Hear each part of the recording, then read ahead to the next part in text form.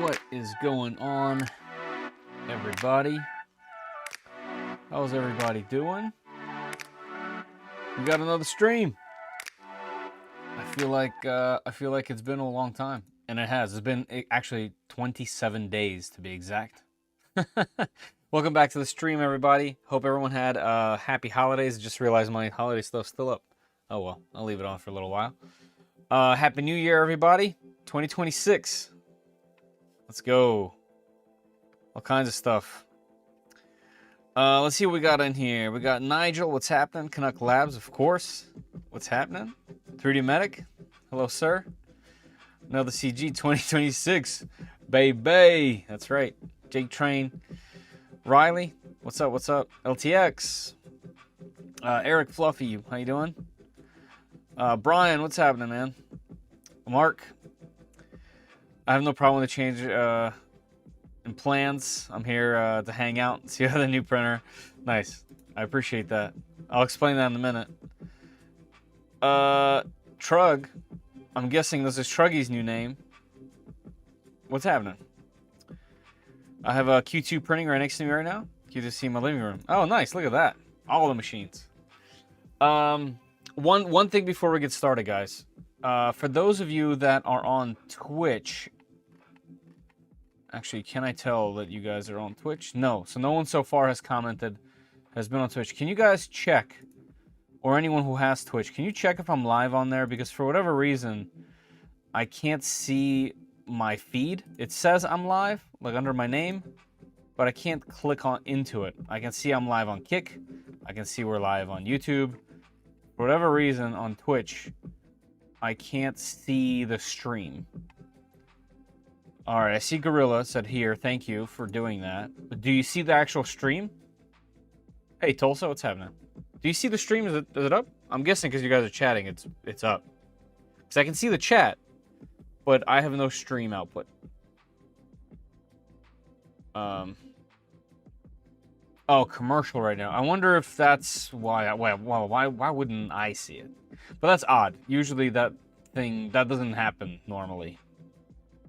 So that's kind of odd, but you know, it is what it is. You know, when the commercials end, let me know. Anyway, have a fun little stream today. Let me explain what happened in the beginning.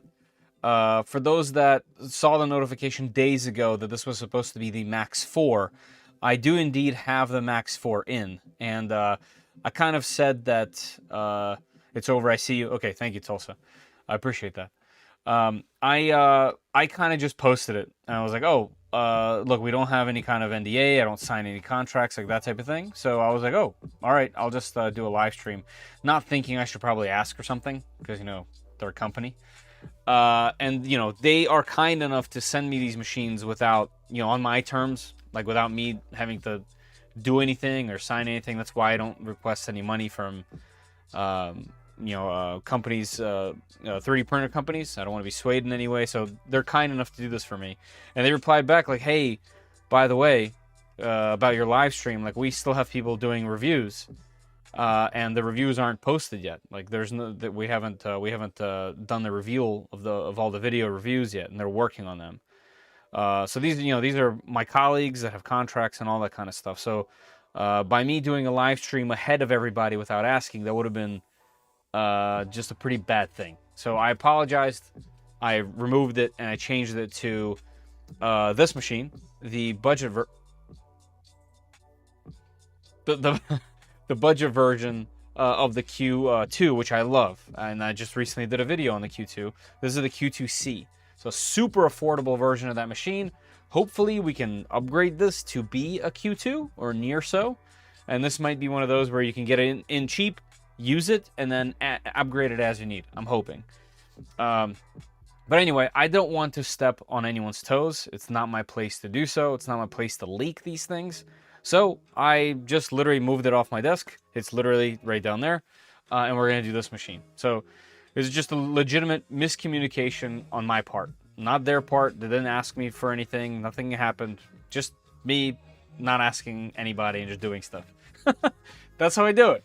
So it is what it is. So that's why sometimes the image, the reason why I'm mentioning it is because no matter what, the old image is still posting on the stream occasionally because it's cached as the image for this video. I'm guessing until maybe the stream is over. So just keep that in mind. If you guys see the Max 4, but then you click in here and it's the Q2, don't be disappointed. It's coming. We just have to do this first. All right? All right, let's see. Okay, now I see your chat here, Tulsa. Okay, I'm good. Everything's set up. We're going good. Hey, One Raz, what's happening? Move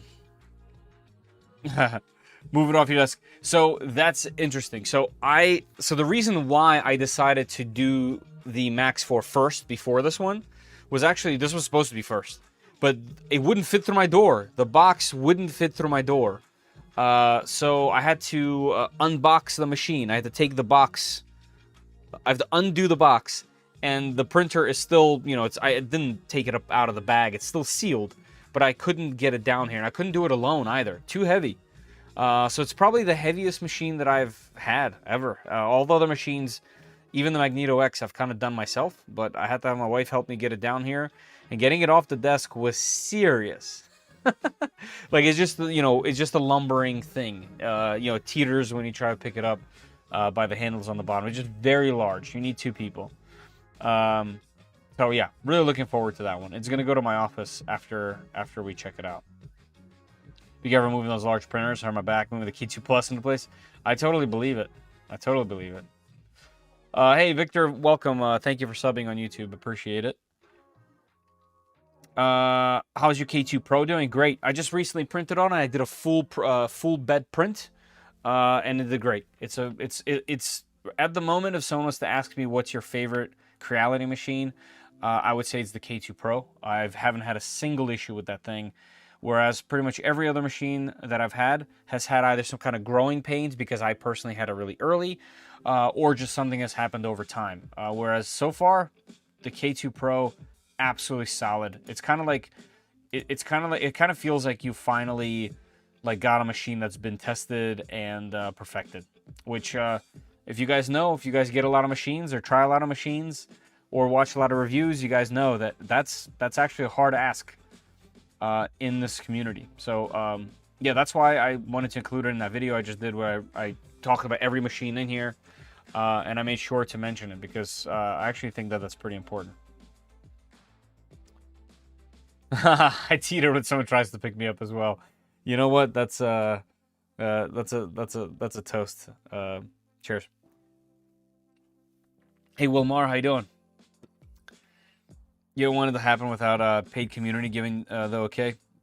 Yeah. So, you know about that. You guys know I'm not. I don't want to say I'm against it. There's literally like that's how YouTube works, right? People get paid. It's their full-time job. This is what they do. They do they get a payment from the manufacturer, they get the machine, and then they literally, full-time job, take their time to give you guys a proper review. Like, I know these people, I talk to them all the time, almost daily, right?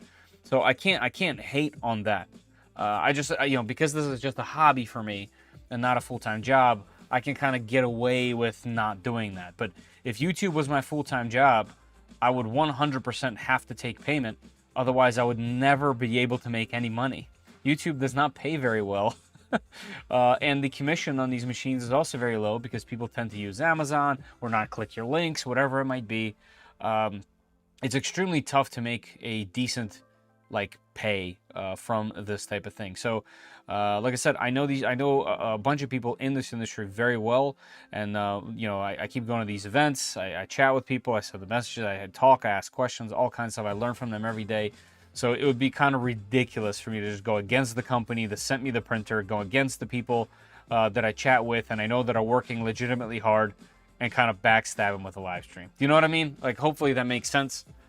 And I will obviously do exactly what I always do as soon as I have the okay. And that's just a respect thing. Like, you know, I want to respect them because they respected me enough to send me these things, you know? Shrimp Father, what's happening? I see somebody mention you. I don't see... Oh, yeah, I do. Hey, what's going on? Tim Talon, how are you? Getting all the familiar names back in here. What's happening, everybody? Thank you guys for jumping in with me. I got a deal on a refurb high combo. Didn't need another printer, but my daughter said she wanted a printer. Works right out of the box. The high, I've said this before, I think the high is probably their best, what's it called, Ender 3. Like, even though it's called a high, it's been fantastic. They have a new machine out. I don't know what to think of it yet. But hopefully I'll be getting it soon and taking a closer look. Hopefully it goes beyond what I think it is. And it seems like, based on the videos that came out today, it seems like it's a totally decent machine. But it's kind of a continuation of what the high was. But yeah, the high was great. I still have it. I still have the high. But it fell off the table. Ooh, P2S falling off. That's not good. What happened to all your mugs? No. I have a whole slew. I got my mug for my hot coffee. I got my low ball for a little bit drinky drink, and then I have a Yeti that's keeping my my seltzer water cold. I got a whole slew, man. You gotta have the beverages. Doing good, catching live stream in a long time. Yeah. Awesome. Hey, Lost 3 Prince, what's happening? Order S1 Pro for $5.99. Hey, you are not screwed. So hold on, which S1 Pro? There's several S1 Pros. Are you talking about the FL Sun S1 Pro, or are you talking about the Anycubic S1 Pro? I think both might be on crazy sales. $5.99. I'm assuming you're talking about the Anycubic machine. It's fine. It's a good machine. It's solid. I can't hate too much on it. Are there better machines? Yes. Are there significantly worse machines? Oh my god, yeah. So I think you're doing okay. FL Sun, even better. I just did a video where, like I said, I talked about all the machines here. That thing is not going anywhere. I love that thing. I think you're gonna be blown away by that machine. I appreciate that, Hellish. You know, just trying to do what's right, you know? I hope Qidi can get back into the game. I have to move to the H2D. You know, there's a lot of divide, it seems like, when discussing their machines. It is literally 50-50. There's people that had some kind of bad experience because they had some botched launches. And then there's also people that are just having a great time with them. And, you know, I don't know if my machines are cherry-picked, right? I'm just a guy who gives these machines, tries to show them to you on camera. But so far, the Q2 and the Plus 4, they're daily drivers in my office. I've done videos on them recently. Absolutely fantastic. You know, we also have the, what was the one? Q1 Pro, I believe it's called. Great machines. Literally zero hiccups. Plug it in, put whatever you want in it, print it. So, you know, I always feel bad when I see people having big issues. Obviously not something I can really help with. I could just tell you guys the experience that I'm having. But I'm not blind. I see people complaining about issues, and it's a shame. Really, it's a shame, and it kind of sucks from my point of view because, you know, I'm having this great experience and telling people that I'm having a great experience, and then there's also people having the complete and utter opposite with the same exact machine to some that I've recommended, you know? So it feels bad, but I can't do anything about that. You know what I mean? So people buy a car, and then they don't like the car.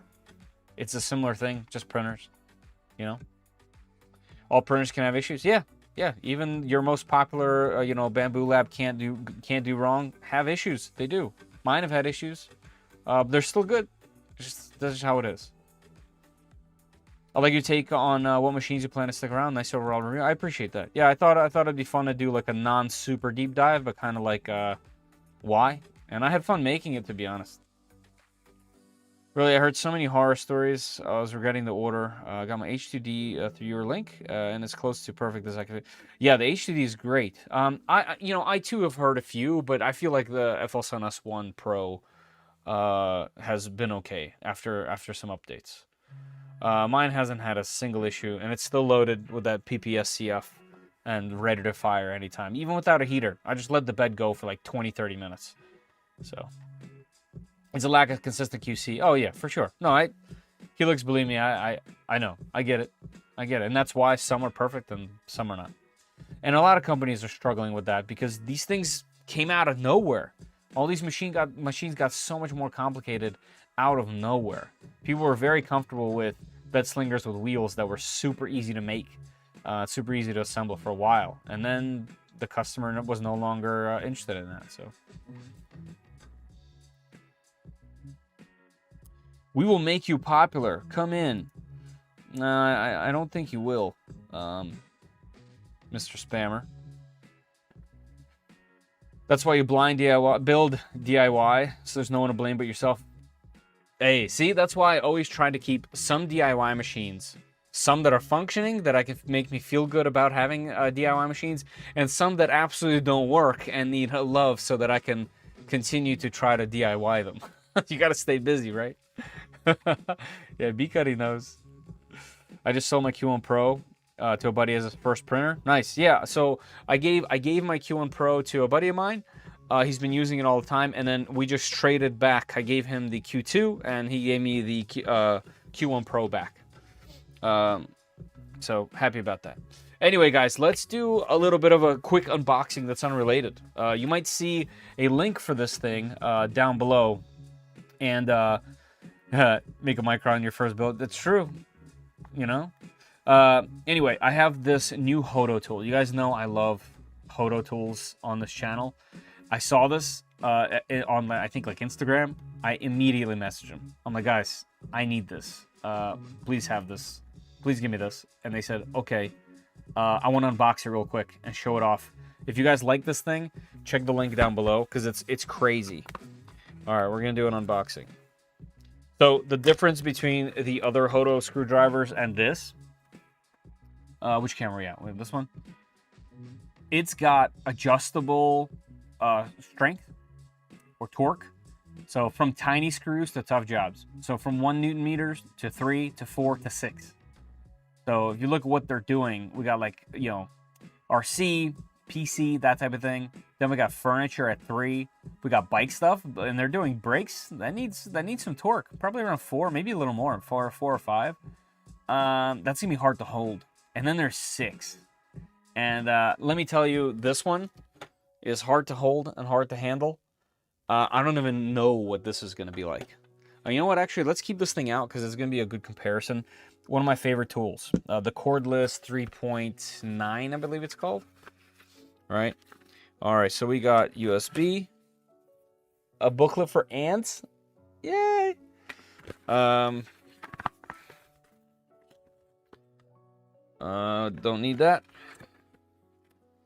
My Q1 Pro is sitting on the floor in a self-inflicted modded doom. Hey, at least it's self-inflicted.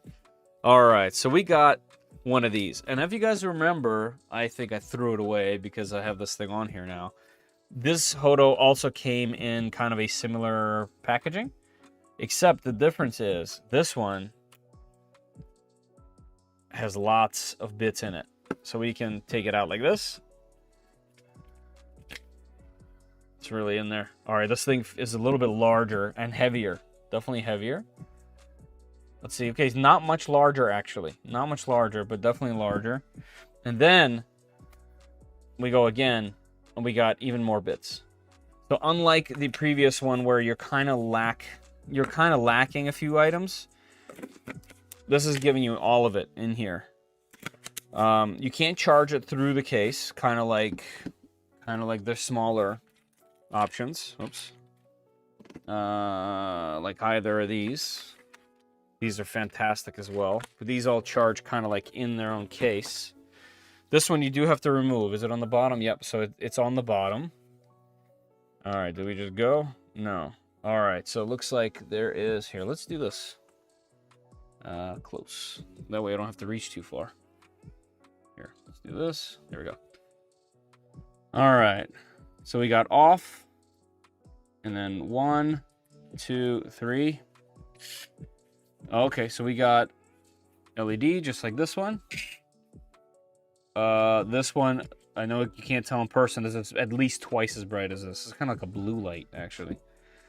So we got 0.5 Newton meters on 1 Newton meter, 2, 3, and 4, and 6. Wow, so there's more than even what the box said. There's 1, 2, 3, 4, 5, and 6. Okay, that's pretty cool. And then when you put this thing to off, it says bye. That's pretty neat. And then, is there anything else that happens? No. I mean, it feels really powerful. Nice clicky button. So here, there's this kind of rubber single button. This has 2 separate buttons that are much clickier. That's a little bit better. I do like this grip on the back because, like I said, with so much torque, this thing tends to spin out of your hand. This one is pretty smooth, and it does it all the time. It can tweak your wrist. So yeah, man, I'm really excited for this. So let's see what we have in here. Do we have hex tools? Looks like we do. Doesn't go too little though. Are there more? Oh, there are more. Okay. All right, so we're going to down to an H3. That's pretty good. That would be what, an M4. And where does this go down to? This one looks a little smaller. Okay, so this is a T10. So we'll be able to use this for M3, I believe. And we'll try. We'll try on the machine when we need to. Okay, cool. And you know, it should take standard what's it called? Bits. So interchangeable from the old one. You can put stuff from your drill. Should be good to go. Now, does it say how much battery? Aha, so we only have 24% battery on this. And that's great that it's written like that. That's really cool. All right, so what I'm going to do is, let's get a cord. Let's use its cord. Why not? Anything else? Just screw it. I like that. Man, I legit maybe like the company too much. Like, I think their design and just the power behind the tools, the surprising power, is pretty cool. Let's throw this thing to charge. All right, so that's charging, and it reads on the charger. It was just 23%. So when this thing is sitting, you can see how far along it is. All right, time to make a dock for this thing, guys. We need to see a dock. Yeah, cool. Excited. Let's put this back. All right. Next up, we got the printer. What do you guys think about that? You guys all know that I absolutely love Hoto tools, so I'm a little bit biased. Girthy. What's the rating capacity of the battery? That's a great question. I don't know. 3.6 volts. Yep, 3.6 volts. It's a lithium-ion battery. 2000 mAh. So there you go. It's a 2000 mAh battery. I don't know what the previous one was, but okay. 2000 should be pretty good.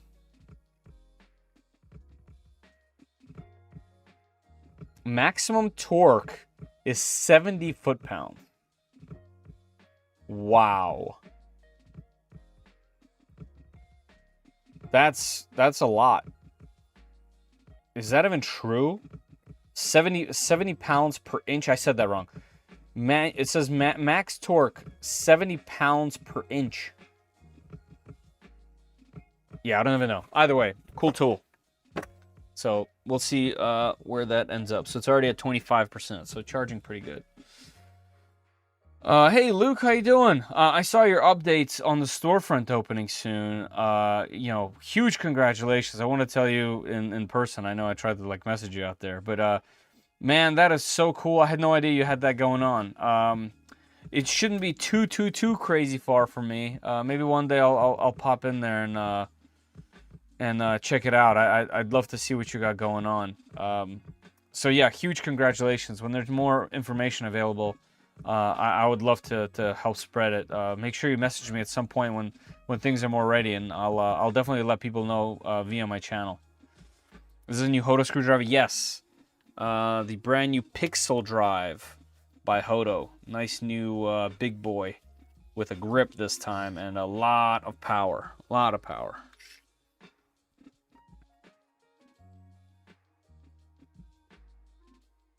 Yep. Cool. Yeah, I have their blower. I have their smaller vacuum slash blower. I have their larger vacuum slash blower. I have all three of their what are these things called? There's like a word for these things. Pixel or something? Hold on. Oh, snap block. I have all three of their snap blocks, which I use all the time for anything 3D print related. I have their other precision screwdriver sets. This one was really expensive back when it came out. And I have the other screwdriver. I did have a small precision screwdriver from them, much smaller than these two, and I immediately broke it. I tried to build a 3D printer with it, and it was definitely meant for like really small electronics. Immediately broke it. So, yep, exactly.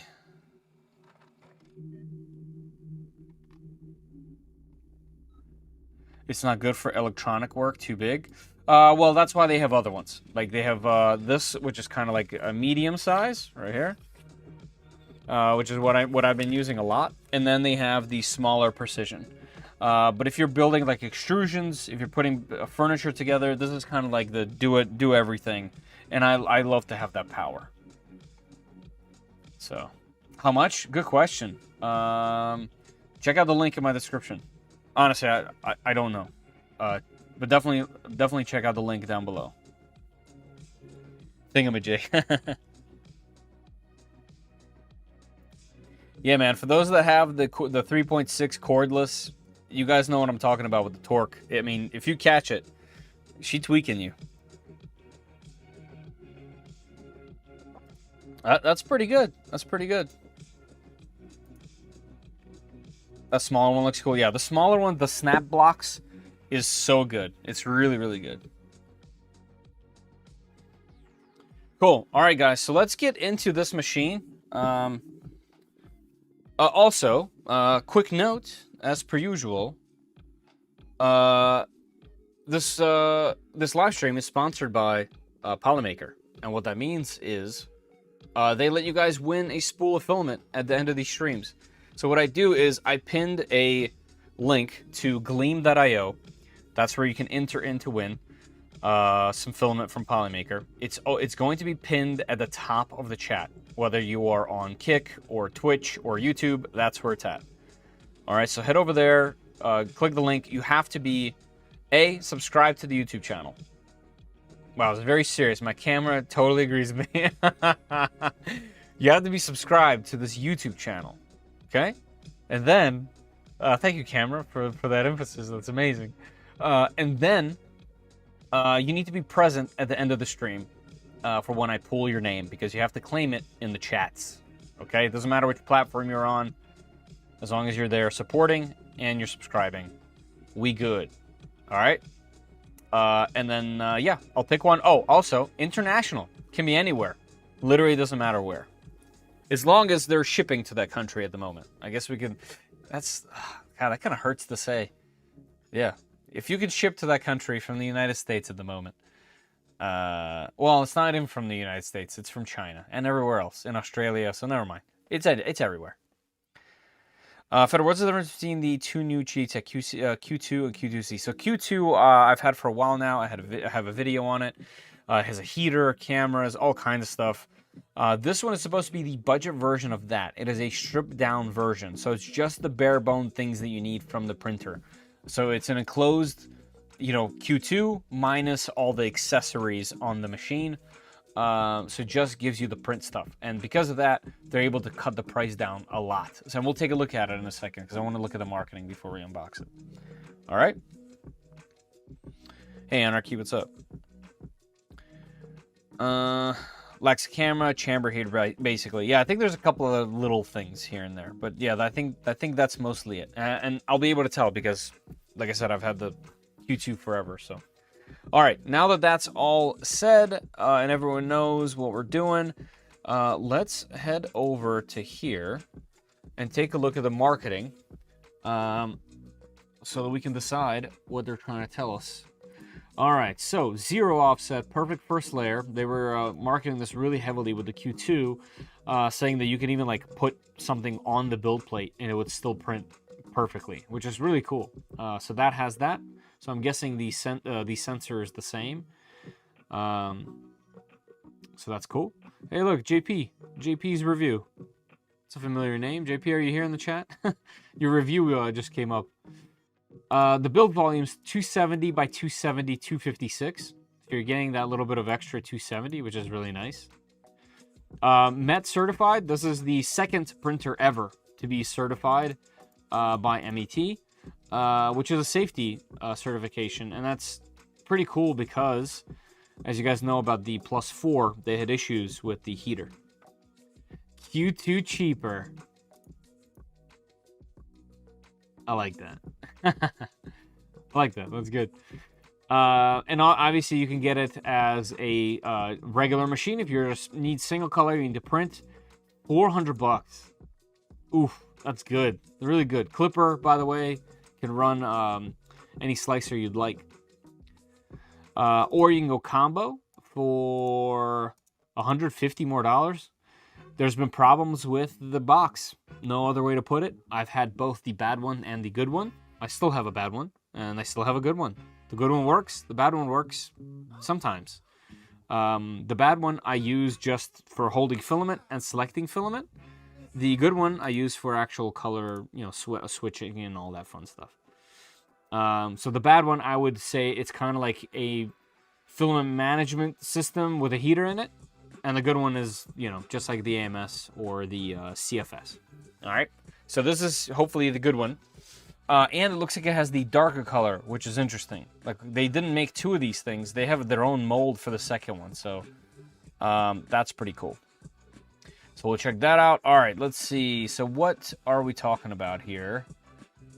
So it's oh, look at that. The panel, the side panel is different. I just realized. So this is actually lacking the glass windows on both sides. Interesting. Okay, so cheaper paneling. I wonder if the front door isn't glass and the top door. One of the cool features about this, the other machine, is that there is a slide mechanism on the top glass. So hopefully that's still there. Let's see. Let's zoom in here. Enclosed with glass windows. So this is just enclosed. Okay, so it's just the glass windows that we're missing there. Otherwise, it's the same exact size, same speed, everything's the same.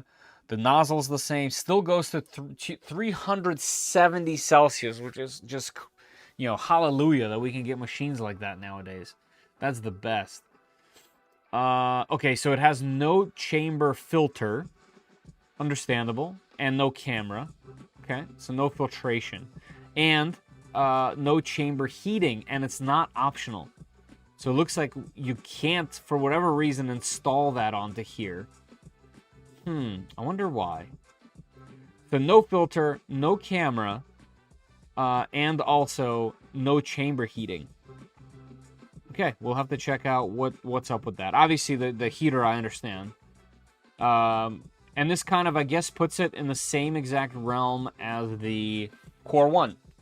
The Core 1 doesn't come with a camera or heating elements, except this comes with a complete filament management that's not like separated from the machine, and as a combo with it.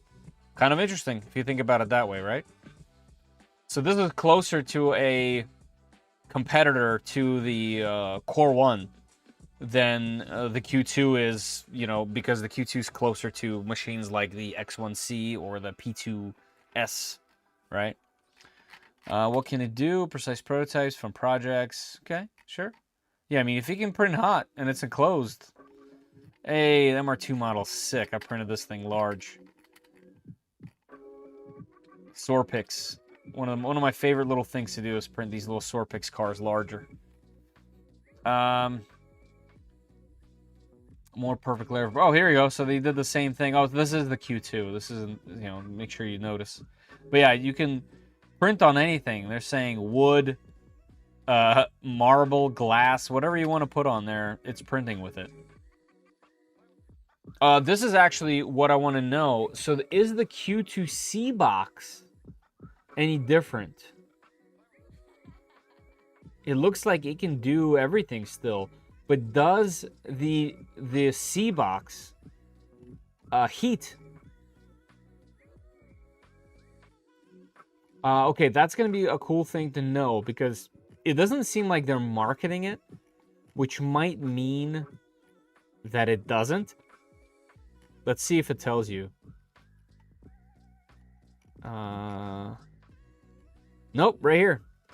65C, drying while printing. So yeah, nothing different there. Filament auto reload, sure. Okay, that's great. 16 color. All right, and we'll see if this machine has the updated buffer, because that was the main thing with the Q2 having issues multicolor, is the buffer. All right, I think we got everything that I wanted to know. NFC? Oh, it has NFC reading now. I didn't know that.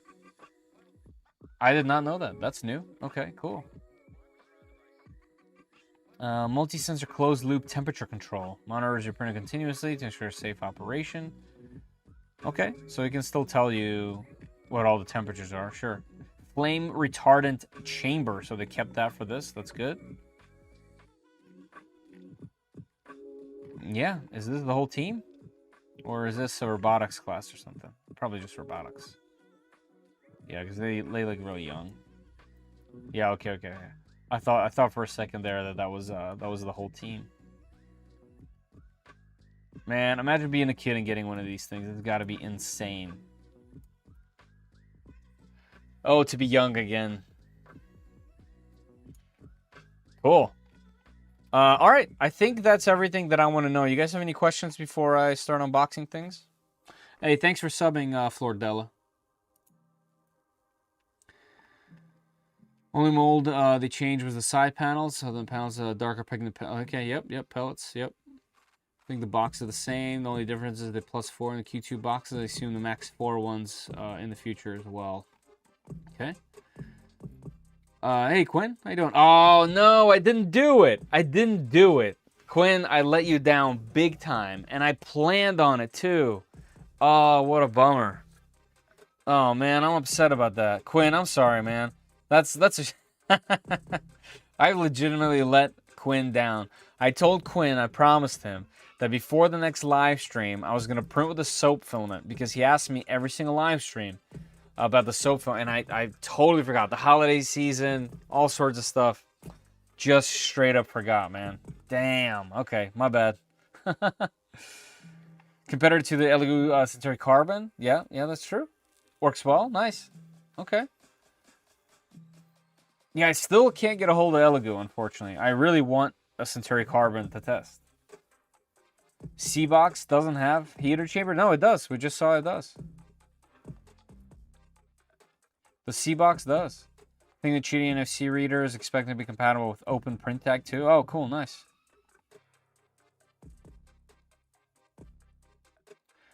Song with the Qidi box, asking if they're the same between the 2 and 2C. Yeah, they are. First shipments had NFC, even though we didn't test it. Oh, okay.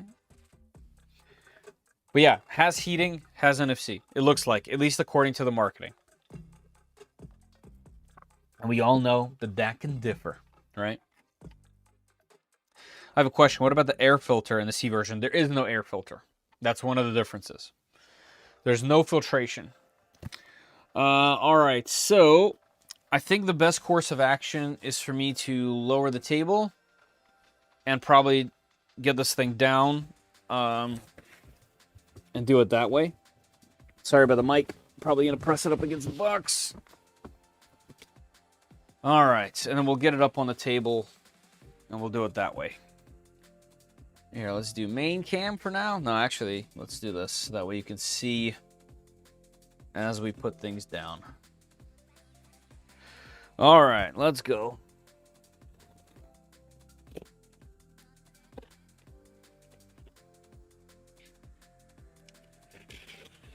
I do have a few machines to unbox and do live streams on and then test. But I'm hoping to take some kind of break from somewhere in between the testing and finish my macro SOS build that I got. I mentioned it in my last video. There's just so much cool things, but it takes time. I gotta like actually sit and take care of it. Hopefully I'll find some time. My only issue with the sensory carbon is that Elegoo didn't fix the top glass hitting PTFE tubing close printing. So many machines do this. Almost every machine that I've gotten in the past like year does this and requires a riser. Actually that was a major issue on the Q2. Q2's performance with multicolor enough to where they included a riser, right? So that's interesting. I wonder if this has it, and if it doesn't, maybe it has some kind of different fix. I'm not sure.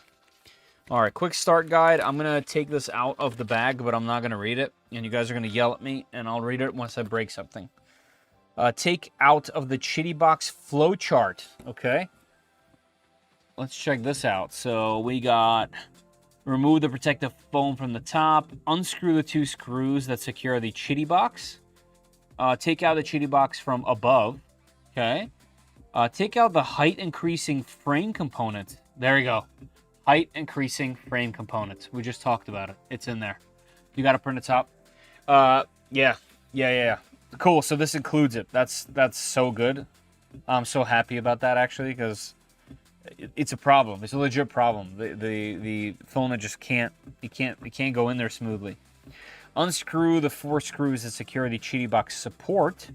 Take out the Qidi box support. Nice. This is nice. Okay, cool. And then does this open? Is there more? Is there a continuation? That's it. Okay. I wonder if the bed is screwed down or not. All right, so first things first, we have corner protection. Love to see corner protection everywhere. And is this plexi? No, this is glass. The door is glass. I'm surprised. Let me turn on the fan since it decided to get toasty in here. Thank you, sir. No filtration means, even though it's capable of printing ABS, you won't want to print ABS without a filter. Yes. I would say that only recently machines have gotten filtration.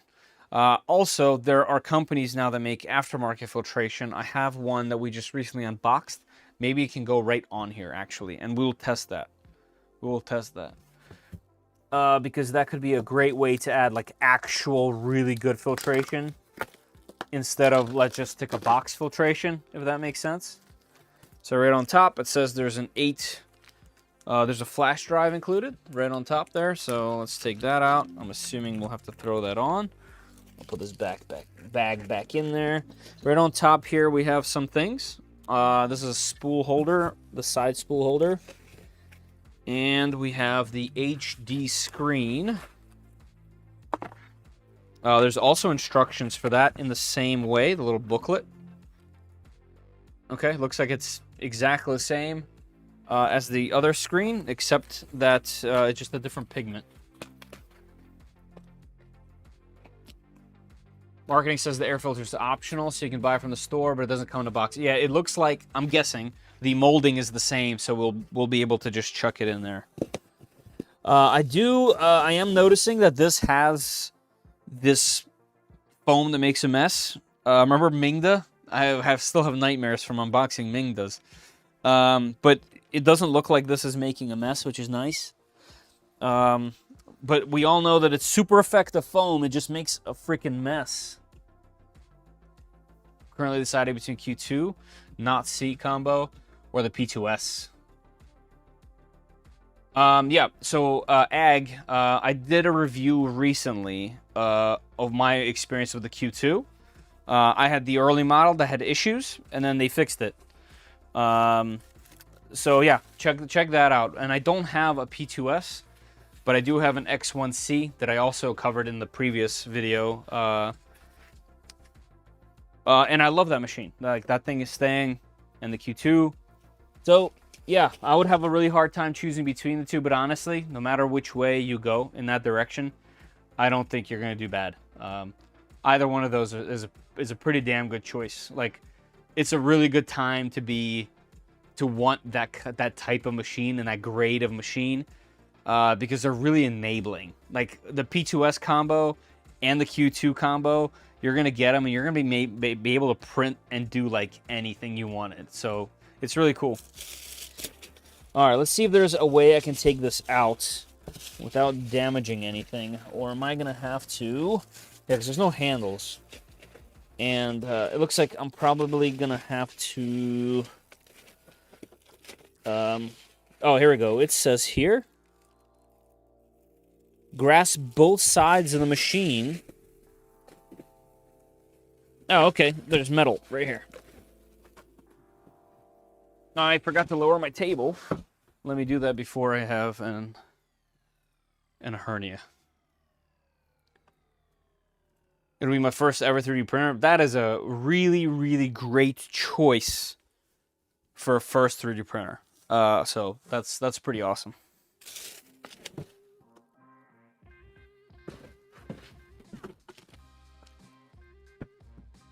All right. Up we go.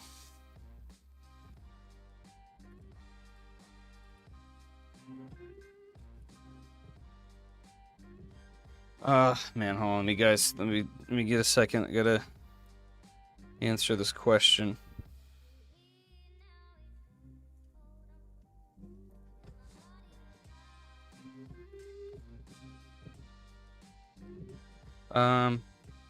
It's almost 10.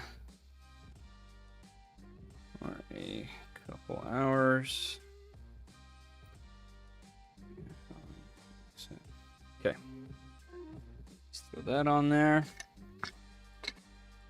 Anything else in the bag? Yes. Looks like there is a toolbox and another toolbox. So we'll check that out. Label 1 and 2.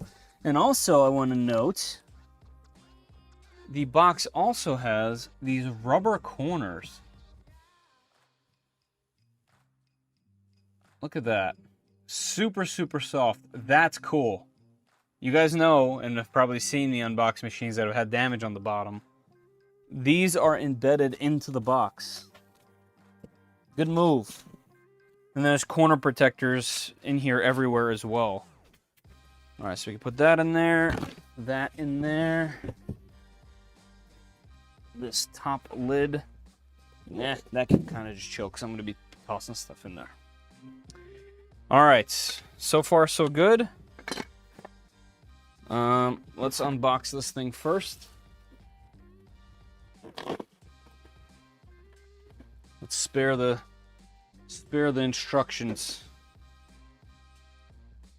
With side panel kink, see, it's you know, I boast about companies that spend the time and effort on good packaging, because I think packaging design is so important. It's how you're going to get your machine, and if you're going to get your machine in a nice, clean way, new, how you expect it. And when you don't get it that way, it's so disappointing. So I think it's actually a major investment that every company should consider in having like professionals do the box and packaging design.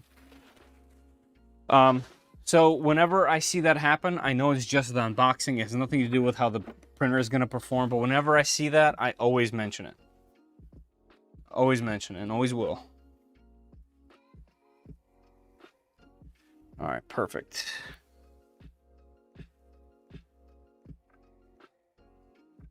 Gave me a $30 compensation to buy a new side panel, but I wasn't going to buy a single side panel. At least they gave you something. That's good. I like when customer service comes through, you know?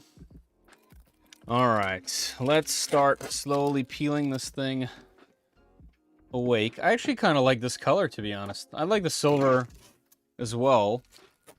But this is a nice dark gray. I thought it was going to be a little lighter. This almost looks black, which is cool. Little piece of tape right there. This does have the same fan attachment on the back. I have a feeling our filtration system will go on here perfectly. So we'll check that out. The side panel. Ooh, nice rubber feet. The side panel has this nice printed logo on it. Actually, it's like in the plastic. It's not even printed. Looks like the top panel does have the slide mechanism. That's super important for this machine, if you ask me. So that's pretty cool. I wonder if we will have to reroute things for this or not. Let's see. Let's see. So far, I don't see it. It'll be here if it is. Yeah, interesting. So even though it includes this, you can tell that the riser was done afterwards, because technically you have to reroute the PTFE tubing in a different way. Nothing wrong with that. Like, it's easy to do, but worth noting, you know? All right, so take that off the top, like it said. We need some snips. Hey, Clownhammer. How are you? Clownhammer, good name.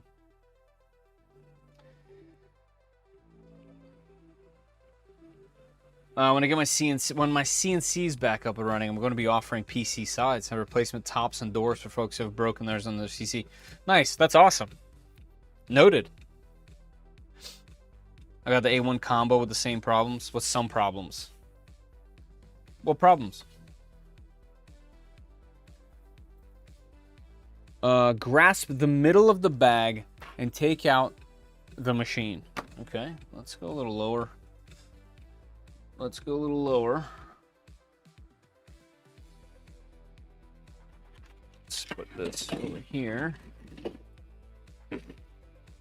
Grasp by the bag. There's not much to grasp, to be honest.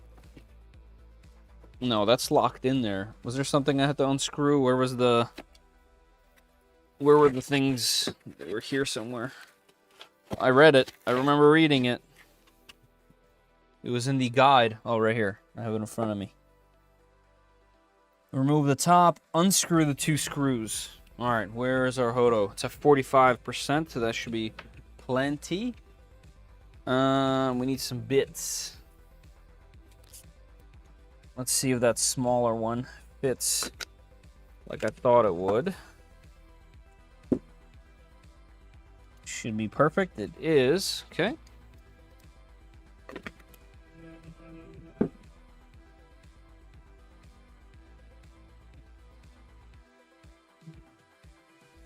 Tool head did not go in the poop chute. Poop chute. Oh, that's weird. Oh, it's fast. Okay, it's fast as well. Like, the speed of it is faster than the old one. Not only is the torque different. Alrighty. There's no way you'll be able to tell. Yeah, you can tell. Faster. Cool.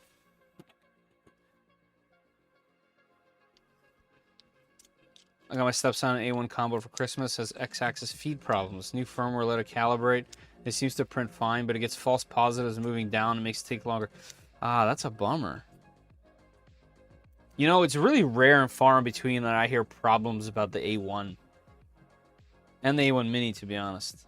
I hear people having, like, adhesion issues, but I feel like that's just people not cleaning the bed, to be honest. But it's pretty far and in between.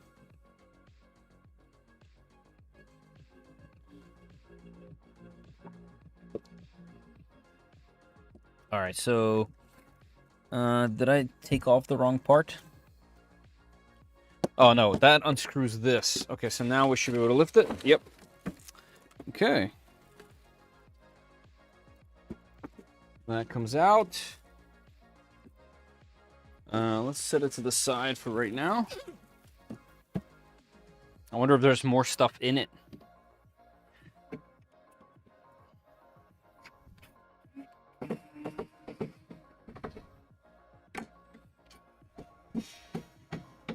Take out this bracket. Oh, this whole thing, that's a huge bracket. Also, there is so much grease. There's so much grease on the lead screws. I mean, that's a good thing. But there's quite a bit. Shake warning. Bring you guys in a little closer.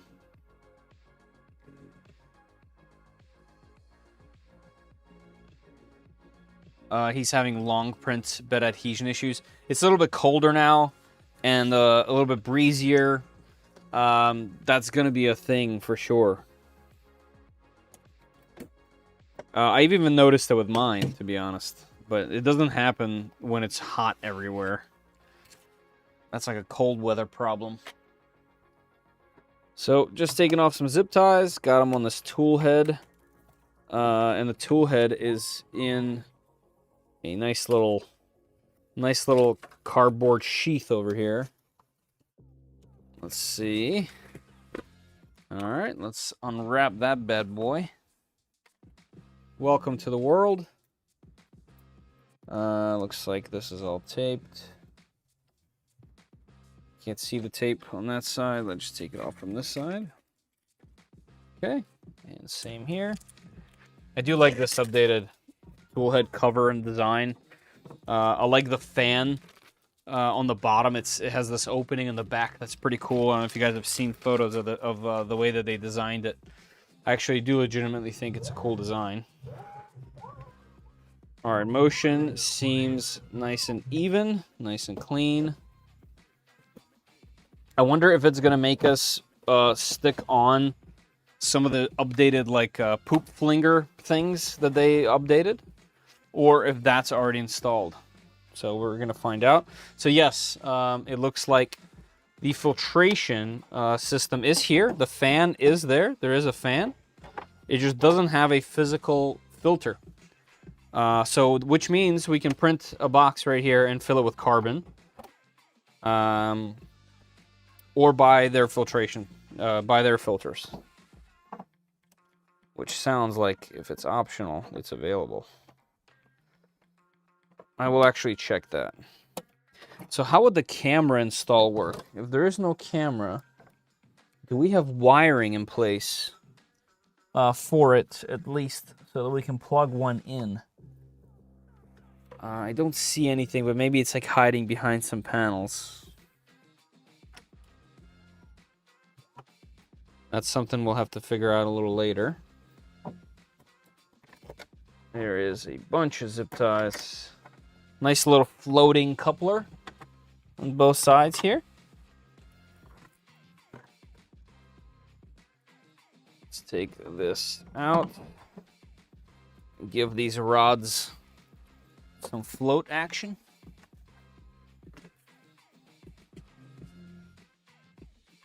Replace with a CC. Hey, Kenneth, how you doing? But he's been warned. Yeah, definitely. You know, the bed is flinging.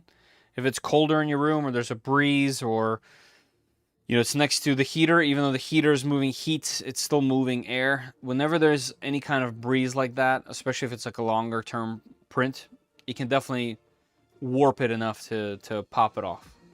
That's definitely a thing. Camera, why are you not following me? Okay, there we go.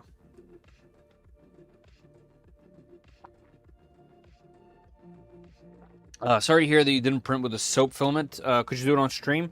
Probably not like the first impression stream from for a printer, right? Because the soap filament has really specific requirements. It also needs to be heated at 100°C for like 12 hours, which is why I bought the Sunlu heater right here, the dryer, to anneal things and literally for that soap, which I did, but it's been out in the elements for a little while, so I can't do it today, if that's what you're asking, unfortunately. So me promising that is even worse than you expected. Put a box around the printer. Old school. True. This is a really tricky screw right here, actually. You got to go pretty far down. Aim perfectly. And there's very little gap. Is this the right tool? Yes. All right. So yeah, you have to perfectly aim and get that. I can't hit it yet. Let's see if I can hit this side.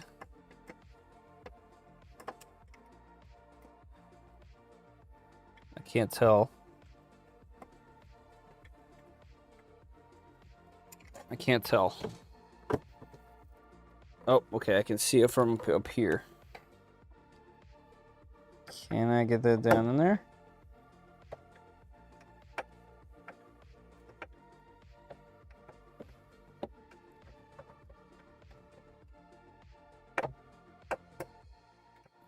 I think I'm doing it.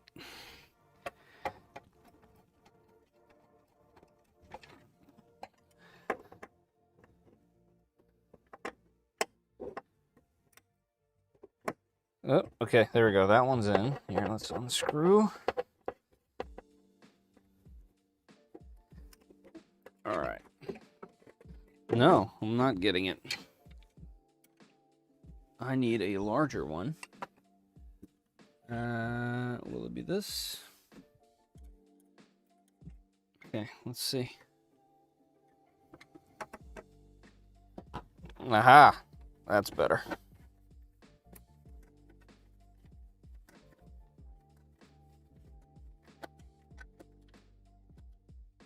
All right, that should be undone.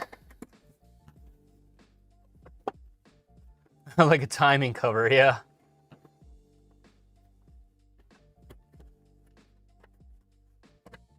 That's true. Lamreth is right on that. Just like the K2 Plus, yeah.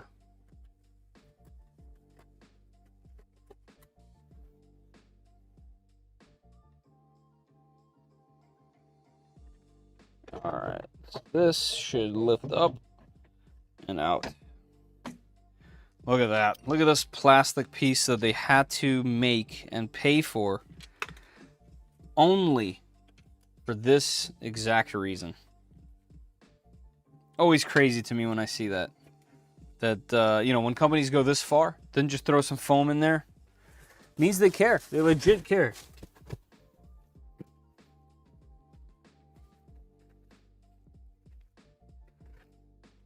All right, what else we got? We got the build plate. Perfect. We have a little wiper on the bottom here, on the build plate holder. And then it says remove screws on the build plate. So let's take those down. Oh, they are long. Considering I have to make money from all... Yeah, right, exactly. All right, we got another brace with these huge screws that I'm definitely keeping.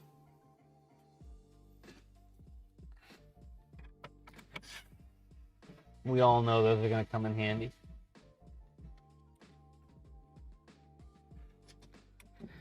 Yeah, I'm a huge fan of seeing companies spend the money on packaging. Huge. Maybe too much. But if I worked for a commercial company and not just for myself, I would 100% be focusing on that. For sure. These are 40 mils. So gonna keep it. Actually, I'll show you guys this thing.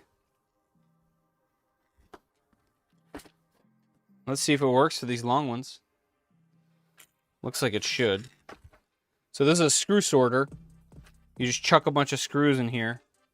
This was printed on the Q2 N+4.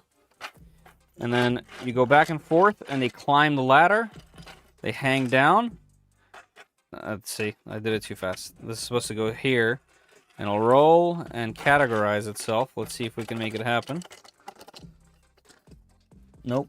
Horrible, horrible example. Let's do it again. Dump it in there. Go up, push it in, and nope, too heavy. Well, that's what it's supposed to do, and it does it with smaller ones fantastically. Actually, I have two right here, shoved into the packaging. Oh, they're screws. I actually don't want to sort these into there. But yeah, just believe me when I say I've tested it with. Well, all of those were sorted by this thing. There's a ton in there, and then there's a lever. You pull this up. This whole thing comes out. And now you're like, all right, I need the 10 mils. Here's all your 10 mils. One thing I did notice is this thing does not like button heads. It likes hex heads. What are they called? Socket heads. It doesn't like button. It likes socket heads. But definitely a cool sorter.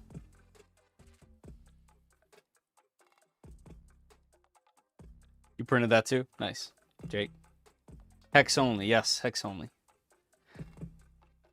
Foam doesn't mean, yeah, sure, Quinn, man. Do you have any potential drops? Well, it depends. That piece of plastic is securing it, like, so that nothing moves. There's no movement, which is also really good. That means that the whole thing is in foam. So sometimes that little bit of movement inside can make all kinds of different issues. Hey, Warp, what's up? But yeah, I do agree.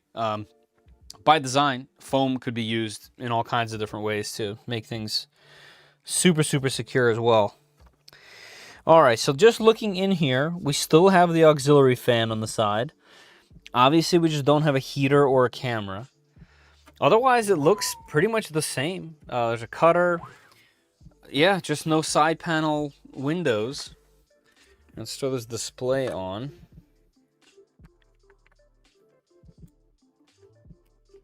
Which, I love the firmware on this. Like, they made it look so much better than their previous machines. Let's slide this bad boy over. There we go. And it still has a tilting mechanism. Let's put in our SD card into here just so that it's in here. I don't know if it needs to be, but we're going to put it in there anyway. Out of the way. All right, let's do the riser. Put that back in the box. All right, let's see how this works. So this says R. It's the rear. And they fixed these stickers. The first generation of this that I got had the world's worst stickers. So this is the right. This way. This is the left. This is the front.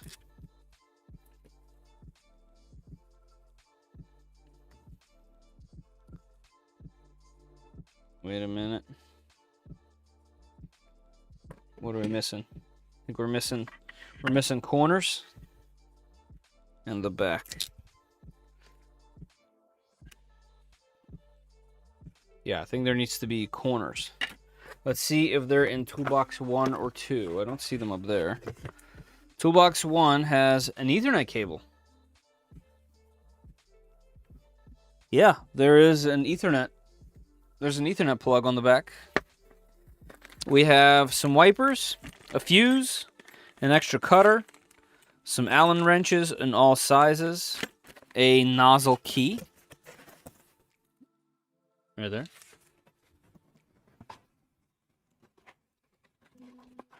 Put a little bit of lubricant on the part it slides on. What slides? Oh, like the screen or something?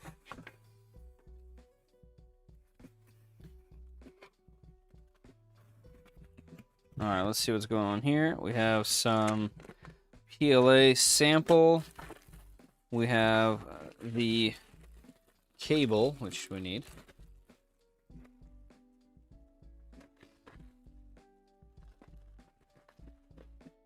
We have spool holder, which I will not need to use, and a flathead screwdriver. and a thingamabob. Oh, you know what? I bet the rest of the parts are inside the AMS unit itself. Don't need the side spool holder. I'll put it all into the stock box. Let's unbox the rest. Let's see if it's in there. You just need to 3D print the appropriate storage for all the tool accessories. Right, of course, always. First couple prints, right? Get organized. Did you see that the Cobra custom firmware has a cool new update to Fluid? They now can see the colors in the Ace Pro in the web browser. I did not, but that's pretty cool. That's pretty cool. I think he meant the slide on the screw sorter. Oh. I see. Thanks, Brian, for clearing that up. I kind of let it go because I got confused and I was like, you know, I can't get them all, you know.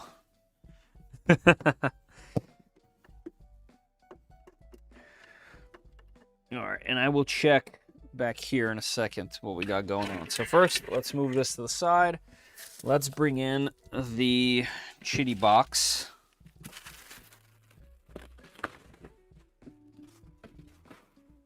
I have the Glacier on my K1 Max. Oh, that's cool.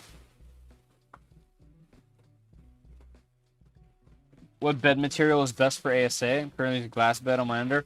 I love PEI. I use PEI for ASA with some glue stick. Honestly, glass will probably work just fine with a little glue stick. But I've definitely been using PEI for pretty much everything. Textured PEI.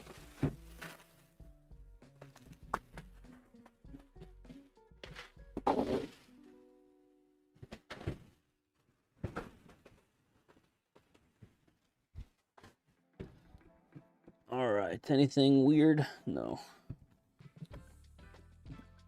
Let's open this bad boy up.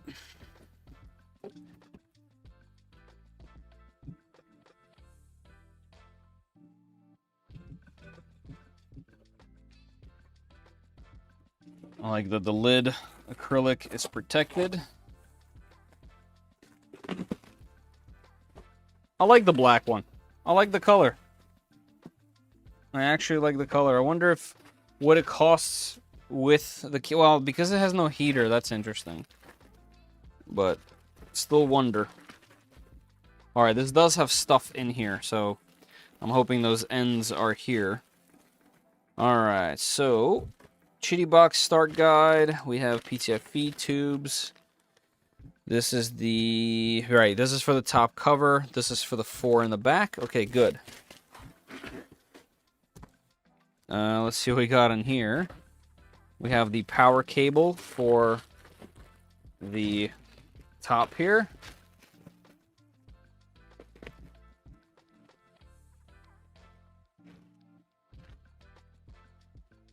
Okay. We have the cables to plug it all in. One thing I'm not seeing yet, and maybe that's in this box, is I'm not seeing the buffer that was a game changer. Okay, so this is the updated unit. You can tell by these, what's it called, washers, I guess, on the side, which means that on the bottom of this, you're able to pop the thing open. All right, and here are the corners that we're looking for. So we'll throw those on top of the machine, put the glass up there, and then throw the box up. That's good. All right, now let's see what's in the Qidi box hub box here. This is the main part. Okay, good. This is the updated buffer with the spring, and in my opinion, this is one of the sole reasons why the other Qidi box, the older Qidi box, doesn't work well. This little bit of spring tension just helps guide that filament along enough to push it through, and this is definitely one of the parts that makes it better. I don't know what these are for. I don't know if I installed them on the other machine as well.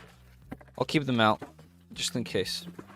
All right, cool. That should be everything. So let's assemble the rest of this and turn this thing on and see if there's some firmware updates and let her eat, you know? All right, let's get some space on the desk real quick. Actually, let's put this here because I'm going to need the top of that box. All right, let's put this thing together. I have a Max 4 on pre-order. Nice. I can't wait to unbox mine. Should be soon. Also, I took off the stickers to this, but whatever. It is what it is. All right, here's the front. We'll figure it out.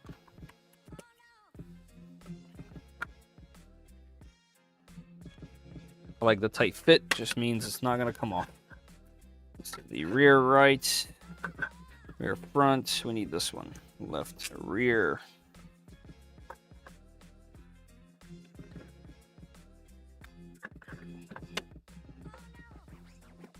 All right. I like that there's foam on the inside here. So this goes this way, I believe. Or this way. This way.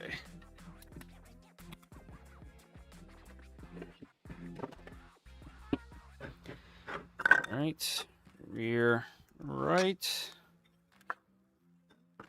like Legos. Lego, excuse me. I can't say Legos. Have some respect. Speaking of Lego, check this out. I got this as a gift.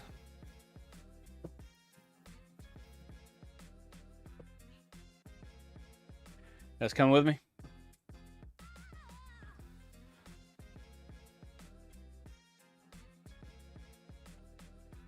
This is my original Game Boy from my childhood, and still works and functions with some batteries in here. Don't have them in there so they don't leak.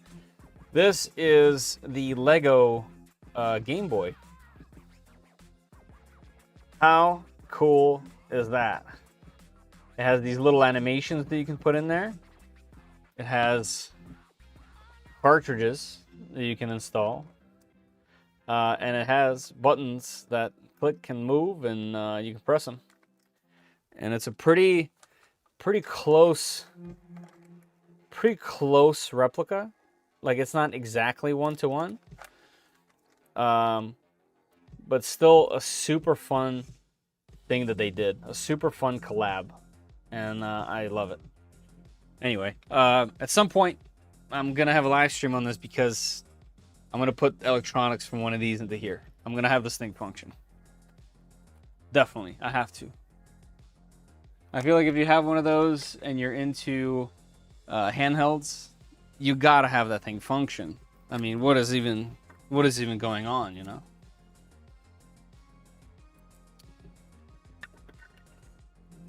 Faster. Play faster. Nice.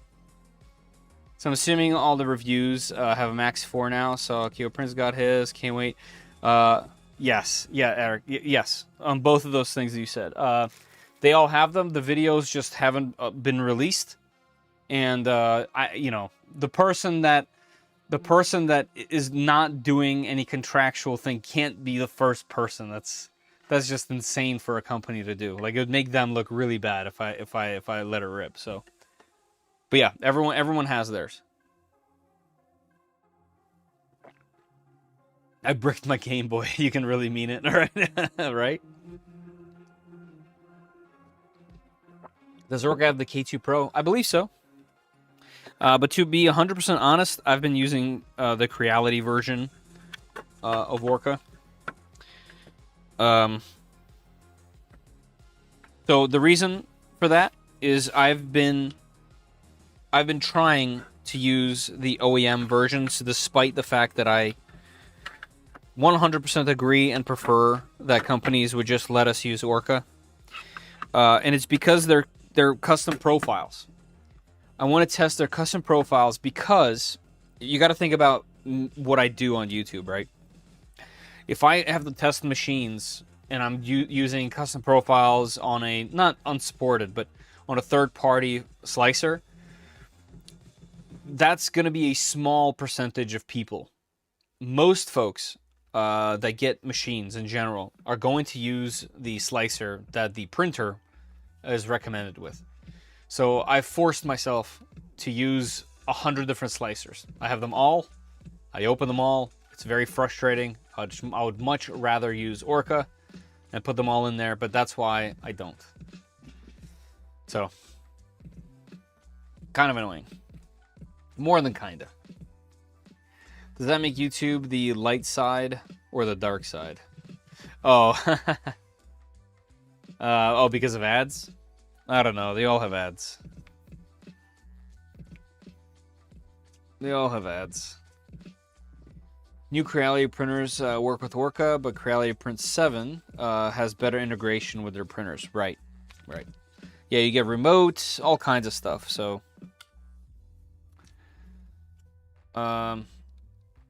that's what's compelling about the Q2, Q2C using Orca directly. Yeah, yeah. I mean, listen, if their custom Orca works, you should be able to use Orca. What I like is that Qidi is one of the 2 official Orca Slicer sponsors. That's right. All right, so let's throw this thing on here. That is looking good. Man, this thing looks good in this color. Like, I dig this color. It's nice. Yep, okay, that fits. And then what we need now is to undo this. All these PTFE tubes. Undo this coupler. Undo this second coupler. And remove this PTFE tube out of this rubber boot. I'm actually going to keep the rubber boot in place. It shouldn't get in the way. But it should help us with getting wires passed through if we need to and all that stuff. So that's over here. Now let's get their coupler.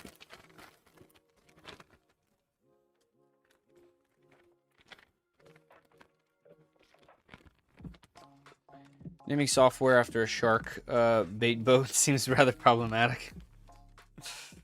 Maybe. Alright, what is this? A fix with single head pneumatic actuator. Right, this one from this side. I got you. So this one goes in which direction? Which direction does it go to? This is on the outside. This is on the inside. Is this the tool head one? I believe it is. All right, let's just take this one completely off. Here we go. And let's compare. Is it the same? Okay, it's just a little bit longer. Which means this goes here. This is our tool head one. You guys can't see anything I'm doing. It's probably a problem. Let's change that. Go up, up, and up. Let's see if you guys can have a view like this. Not the best view, but at least some kind of view. As we do this. All right, so we will put this through like that. This guy is going to go into the hot end. Nice and easy. Then this little sticker has to come off. This PTFE tube is very soft. Be careful when handling this because it looks like you could very easily put creases in it like I just did all over the place. Now, once filament's in there, it's not going to actually matter, but definitely noticeable. And I just did it. All right, and then this goes from the other side. We should be able to lock it in place. Let's press it. This needs to be from this way. All right, push, push, push. And what I'll do is let's move this to the very front. This is going to give us a good idea of how much tubing we require right here. this together.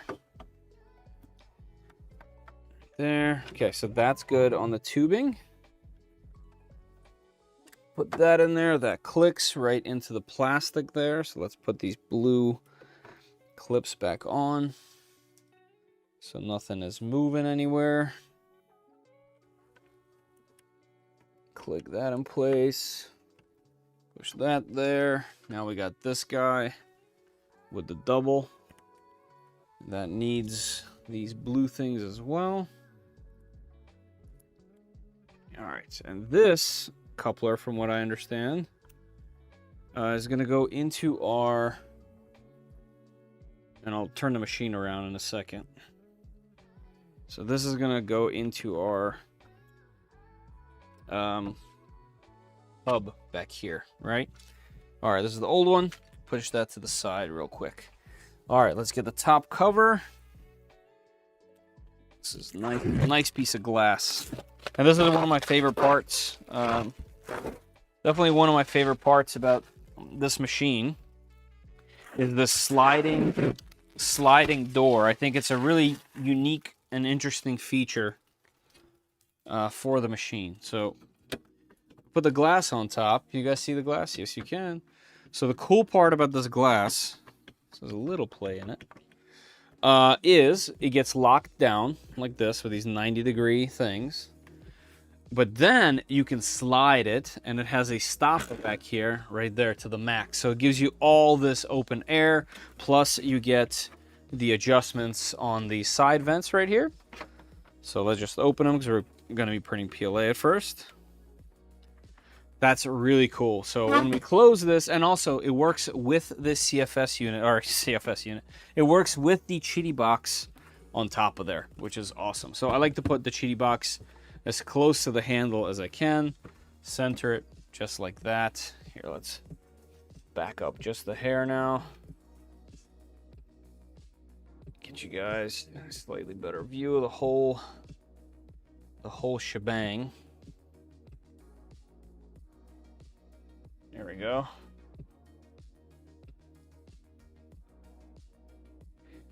What rev of Osbot is that? The cameras? I have two of them. So I have the 2K, the tiny 2K, the tiny. Hold on. I'll tell you exactly. I have the tiny 2 and the tiny 4K. So this second camera is the tiny 4K, which is a little bit larger, and then the tiny 2 is my main one. That's super HD. And really nice. Has a 1-inch sensor, just like a modern phone. It's pretty cool. I printed a slider. Nice. A riser that makes it slide like that. That's cool. That's cool. All right, so that's that. Everything in here is loose. Actually, there's going to be foam on the bottom here that we still have to remove. All right, but before then, let me close this. Let's rotate this around, and let's take care of the PTFE and wires and all that kind of good stuff. All right. Easy stuff first. Let's get this stuff out of the way. Power. Since it heats, it needs power. Wish it wasn't so, but it is what it is. We have 2 plugs that we need for this thing. Then we have this guy. This guy attaches, is it up or down? It's this way. I don't remember it being this way. I thought I had to go sideways, no? The buffer goes down? Nah, come on. Does it go this way? All right, hold on. Let's read.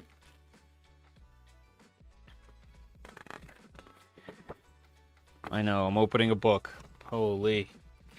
I have the tiny 4K. Yeah, tiny 4K is cool. The tiny 2 is just the updated version. There was desiccant in there? I did not catch said desiccant. Where might I find it? Not in there. I guess it's just saying you can put some desiccant in there. It's got like desiccant pouch areas. Okay, so that's not here. Let's get the other booklets that I made sure to bury deep down underneath of all the packaging. Alright, tools. There we go. Because I'll never need this stuff, right? Alright, buffer. Is the buffer on here or no? It's not. This is without it. Okay. Qidi box. Is it on here? Nope, that's just the removal. Let me look one more time and then we'll check online. Route Orca does not have the K2 Pro. Oh, that's unfortunate. Check to see if they have a profile that you can import. But despite so many things that irk me about Qidi printer design, they have some nice minor design ideas. I wish they would use more heat inserts. That's true, Helix. Yeah, why? Yeah, they do go plastic thread screws, don't they? I love those Osbot cameras. Yes, me too. Okay, so I'm just double checking to make sure that I didn't miss it. And no, it looks like we gotta go on the internet because I see the box hub right here. That's included in here, but it doesn't show me. Oh, here we go. I missed it. They do go on the bottom. Guys, why? Why? Have this thing go sideways. This thing should just be sideways. Why go through this? Am I nuts? This thing should go like this. This should go into here. And these tubes should go this way. This way is the whole situation. Huh. Okay. I mean, listen, I'll do it. I'll do it, but... also, this is too long. I don't think we need this. Yeah, we don't need this. That's from the non... This is the extender that you need for the side, probably. For the side spool, I bet. Throw that in there. Push this up. Pop that on there. Yeah, that's a nice... This is a perfect bend. Perfect bend. The way you mounted it the first time was correct. Slides down into the filament holder slot. Yeah, but it's just weird to have... It's just weird to have that down there. Do you know what I mean? Also, do you guys know what these are for?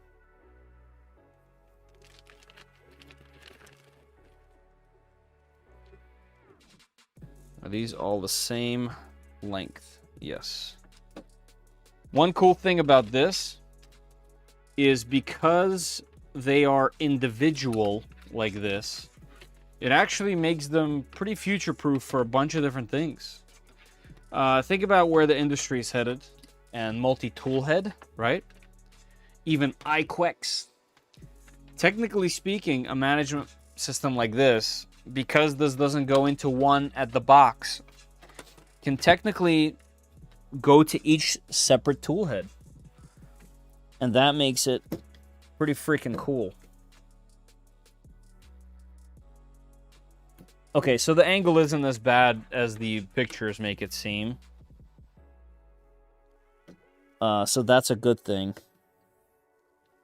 But I'm still... It makes me uncomfortable a little bit. Whoops. Makes me uncomfortable a little bit. Yeah, it kind of just... Okay, so the bend is really not that big. It's not as big as it looks on camera. Or not on camera, on the thing.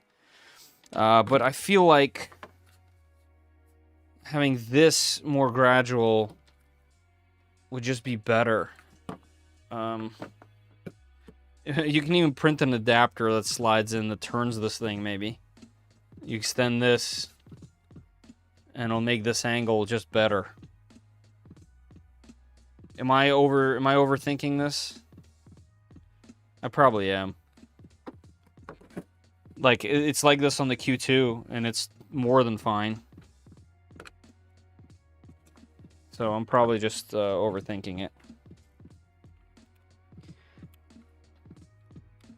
But hey, sometimes we talk out loud. you know? Hey, reprinted. Happy New Year to you too. Thank you, man. I appreciate that. Those are extra set of silencers that go under the spool roller gear on the left side of the shaft. Should already have them installed in the box.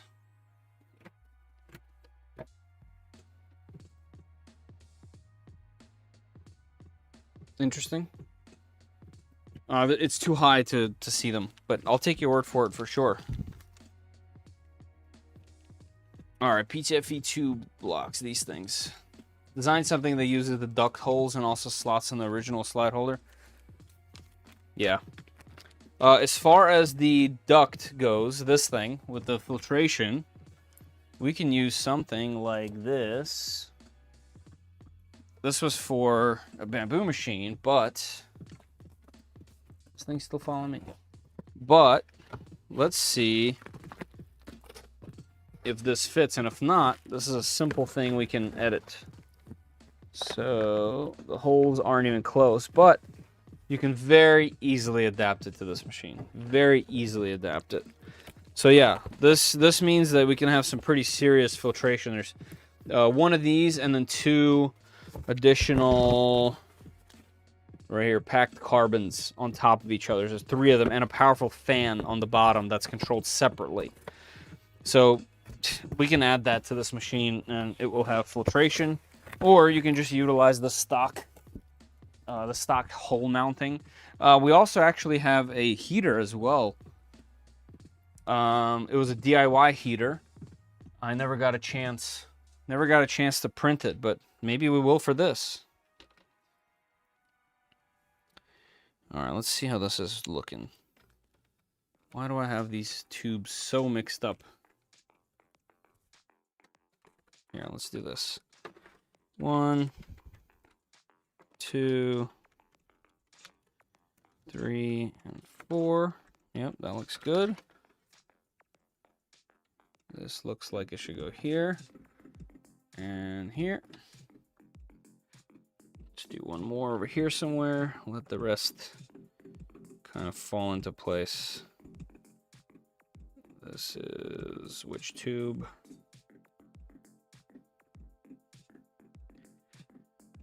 This wants to be here somewhere naturally. This wants to be here. This one wants to be in the back. This wants to be here. Not necessarily straight, but it's keeping this from having weird flexes. Yeah, so this actually looks decent. Like that's not bad. Nowhere near what's happening down at the tool head there. So maybe I overreacted there. Overthinking is underrated. That's a shirt. That's a shirt, Brian. Overthinking is underrated. It's pretty good. All right, so this is for the buffer. And this has some interesting routing to do. So we put the routing like that, and that keeps this thing from kinking funny.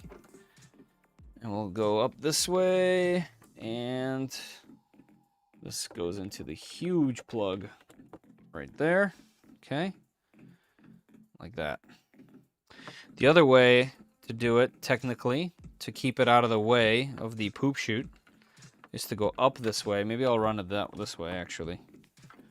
Let's run it this way. Can you guys see what I'm working on here? Yeah.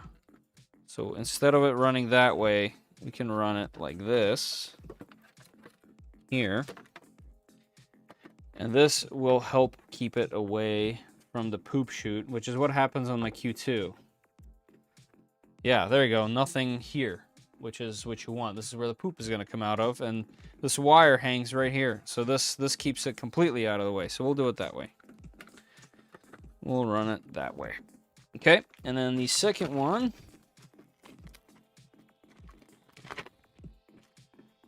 Hey, Mr. Scary. Gonna watch on the TV. Holy.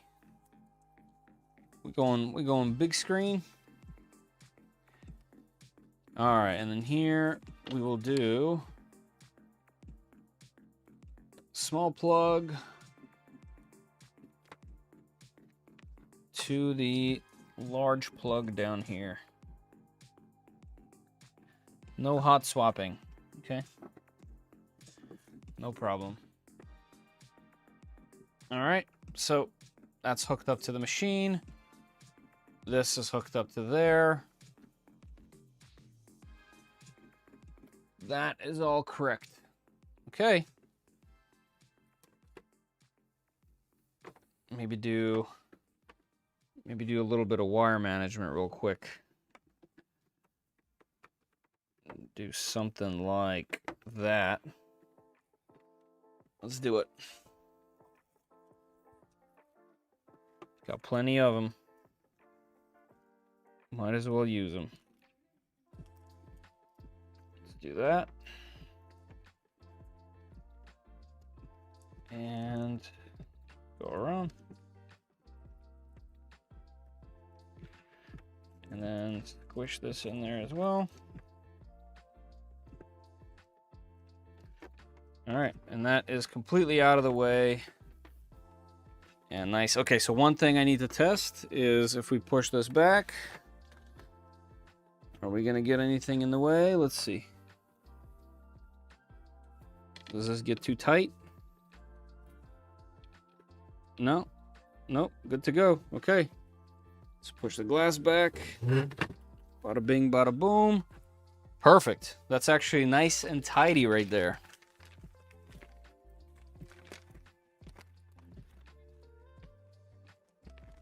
Yeah, James is a really cool dude. He's super informative, very helpful when you ask him for help. Definitely appreciate you, man.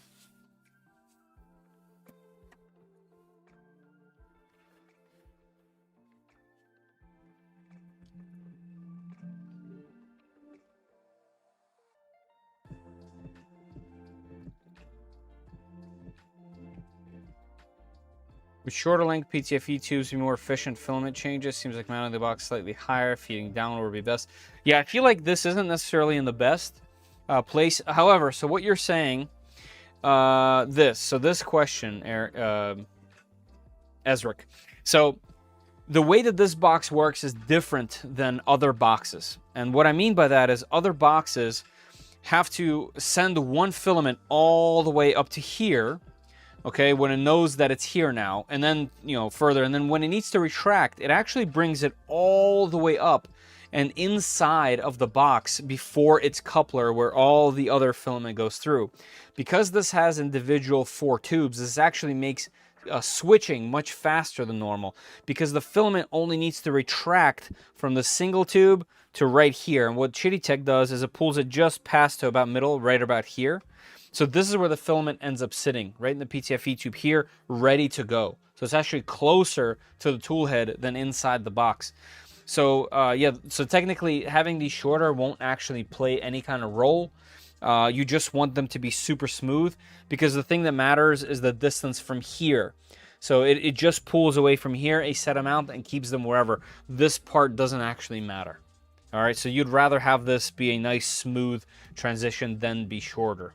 And this is actually a thing that the Ace does as well. And I believe those are the only 2 filament management boxes that do this individual thing. And it's very helpful. And I think this is way more future-proof. And also, because it doesn't have that crazy angle on the inside, this can do more abrasive filaments. And that's what their marketing is all about with this box, is the abrasive filaments. So, good question. Hey, Mark. How are you? CFS light, AMS light. Yes, they do. Yep. 85X. Yeah, in a way, yeah. All right, I think we have everything ready, guys, to do first boot, right? It looks like it. Let's do it. Let's turn this thing around. I actually really like how neat everything came out over here. It was a little bit of a mess at first, but it cleans up well.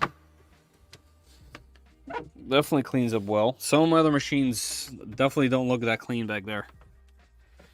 All right, I have a power strip that we can pull out some. And actually, it needs to pull out quite a bit to reach this power cord.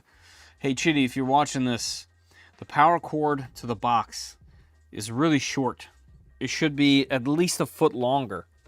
It's the same height. It's the same length as the cord for the machine, but because this is on top of the machine, it makes it shorter. So now you have two lengths. Not ideal. Nothing, it doesn't have to be ideal. But now my extension cord thing over here has to be in the air. All right, we are ready for first boot. Actually, I think the placement of this is pretty good. Let's get this a little bit lower. Like that, that. And actually, maybe even. Hold on, guys. I'm not trying to make you dizzy. Give me a second. Maybe. Oh, look at those fingerprints on that thing, huh? Can you see those in person? Yeah, I guess you can. One sec. Actually, this is worse. I made things worse. All right. I guess we're going back here. And whenever we have a print on here, we'll go a little closer. I just wanted you guys to see the entirety of it, you know? All right, and the mess back here, we can clean up real quick.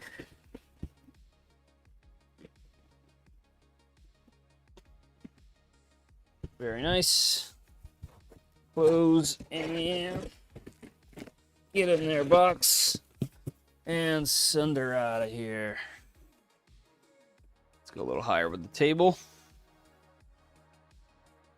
Smoke test. Yep. Smoke test first. Let's see if this is too close.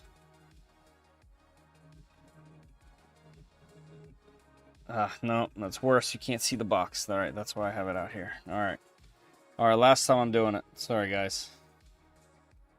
It just doesn't look like, doesn't look very pretty like this. But it is what it is. Here we go. And it'll definitely shake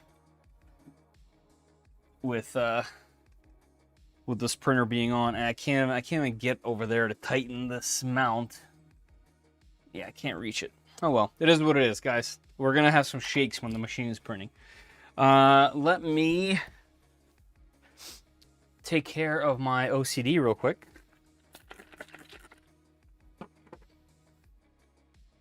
Because, like, what? Who would have thought?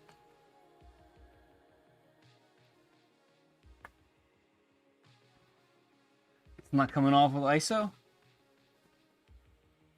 Interesting. So this thing is a little bit of a little bit of a fingerprint magnet, huh?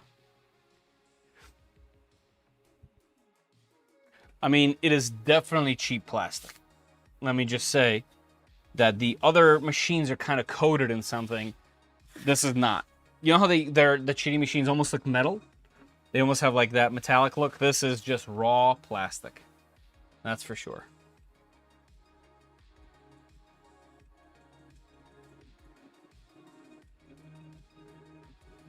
This company needs a cute Japanese mascot and they call it Hello Qidi. That's true. That's actually kind of cool. That's a great idea. Hello Qidi. 100%. Yes, this is the non-painted version of the plastic. Glass door and glass top. Yeah, both are glass. What are your thoughts on the Max 4? I don't know. It's right there, all bundled up, and I'm only going to unbox it either live, or if they ask me to wait a really long time, I can't have it. It's too big to be just sitting in the middle of my room. I will have to just do a video on it. So I would say we're probably a month away from content on the Max, but I'm a fan. Like I want it. I want the machine. It looks like for its price, it's pretty cool. All right, let's do it. Let's turn this thing on. So box, switch, power, and printer power. All right. Qidi, form your reality. Really close wording there. Box, then the buffer, then the tangle sensor, then the tool head. They said their contract coders would charge a lot of money to do that.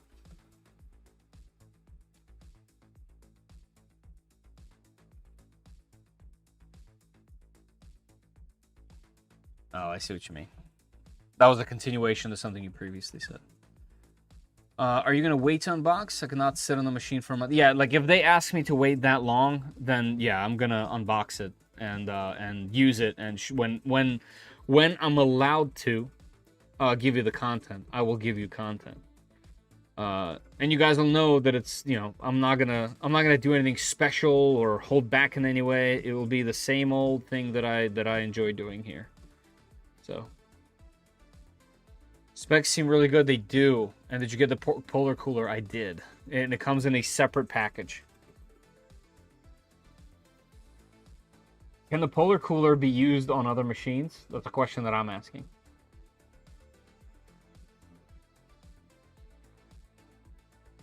All right, we are on. Let's go to English. Always like these screens, by the way. Open box, we did that. Remove the upper foam. Yep, we did all of that. Cool. Next. Remove the top screws. Yep, we did that. If there's no box, please proceed to the next step. Device, yep. We removed those protective pieces that held the rods in place.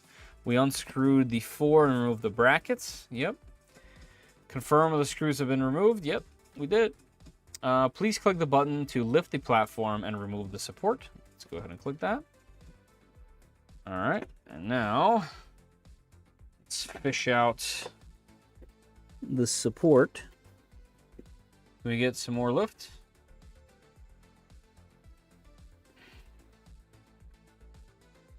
All right, and they are self-lubricating with an insane amount of grease right now. So I could tell you about the Max 4, but that would ruin Fetter's video. Hey, don't worry about ruining anything for me. It's all good. There's no chance that I will have any machine first. And I have come to grips with that, and I absolutely don't mind.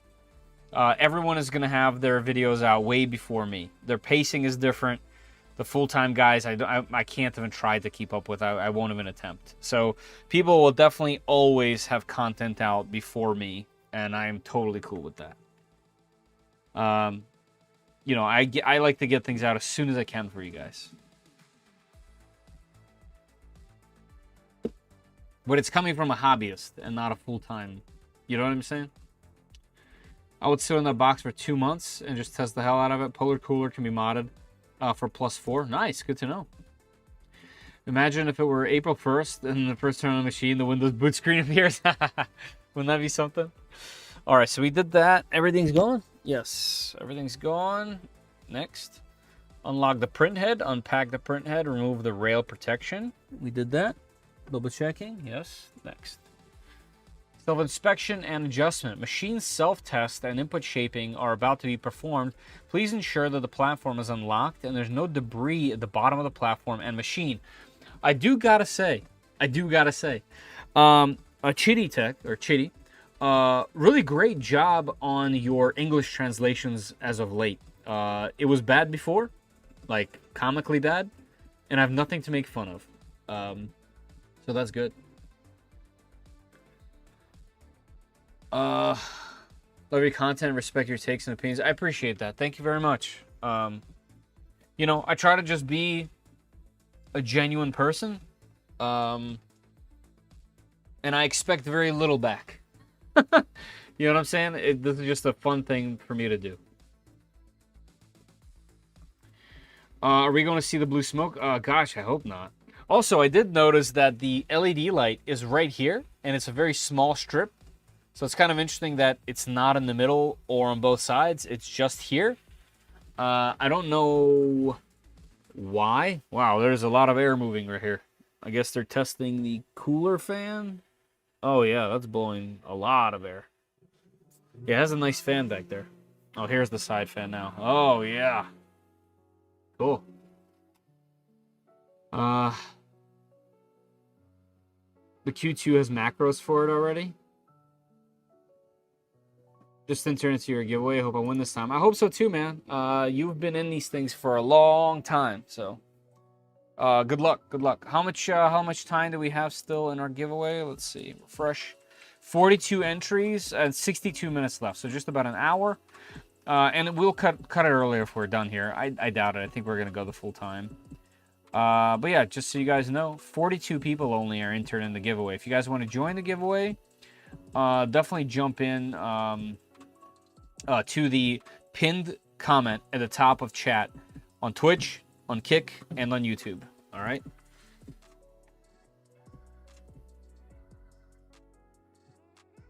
How long is the typical Qidi setup time? That was about an hour. It was about an hour to do the whole thing. Plus, I'm talking the whole time. You know, I definitely talk to myself normally, so I wouldn't say it's too much different with how you guys. But you know, I take the time to answer some chat and stuff like that. So I think it takes me a little bit longer. So what this is going to do is it's going to do a self-test. Then we're going to hop on the Wi-Fi, and then we're going to check if there is a firmware update. So we'll see. Camera, why do you keep going red? That's one thing that I never learned about the OBSBot Tiny 2. Sometimes the thing goes red instead of blue, and it still follows, and it's still on, but it just, for whatever reason, does that. Let me check the settings just real quick. You know, I don't want it to fall asleep or whatever. White balance, no, so let's go to more. Device initial state, that's not it. Sleep, auto sleep, that's off. Yeah, no sleep. So sleep is off, which is good. Gesture control, lock target, zoom factor, dynamic zoom. What? What do you mean dynamic zoom? Oh, you could do that? Hold on. Oh, this needs to be tested. So, zoom. All right, so that's just regular zoom. I'm like, hey, I'm about to say something really important, guys. All right, now let's go back. But then I can be like, listen, guys, this is really important stuff. That's pretty cool. I like that. Okay, I didn't know you could do that. Fun. I'm sure you guys really wanted to see that, huh? Federer, we discussed the polar cooler and what I want to do with it. Heat a chamber with PLACF for higher strength. Oh, interesting. FYI, for anyone with a Micro Center, Centauri Carbon 2 is on the shelves there. That came out already, Truggy? Really? I didn't even know that was out already. I'd say 20-30 minutes to set up tops, but it depends on the machine. Yeah, that's about right. I wouldn't say tops. If it was your first or something, you'd probably take your time. How does a polar cooler work? Is it a passive or active heat exchanger? It's a good question. I have no idea. I don't even know what it is. Here, let's check it out. Let's go to accessory sale. Here, while the machine is doing its thing. The polar cooler exists here somewhere. Actually, let's just look for it. Polar cooler. So it looks like you can only get it here for now. Yeah, polar cooler is the early bird gift. Does it show us? Oh, right here. Active cooling system. In combination with active chamber heating, ensure that a large size PLA does not warp at the edges.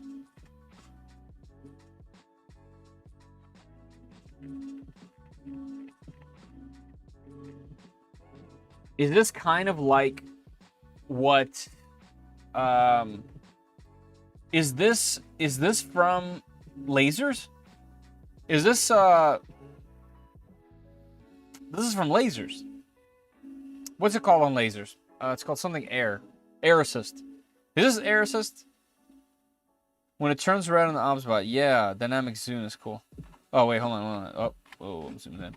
Wait, I missed another message probably. When it turns red, the obs bot.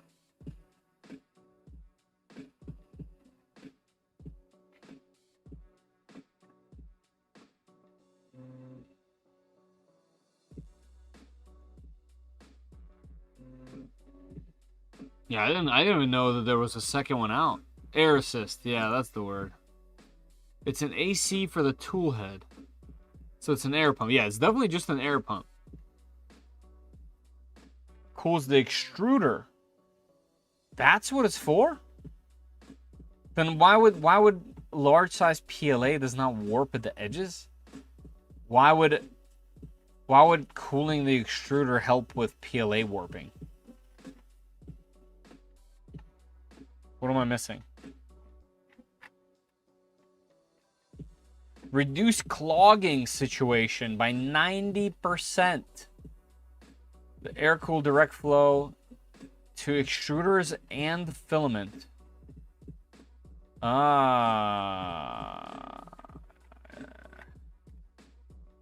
What is going on here? Oh, this whole thing is metal. And there's just air flowing into a pipe. And this is air exhausts. My lord. Cold air blows on the extruder.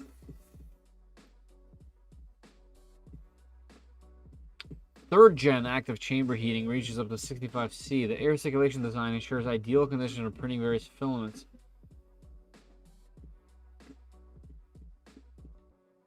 Chamber heating and polar cooler on. Ensure the large size PLA prints does not warp at the edges. Chamber heating and polar cooler.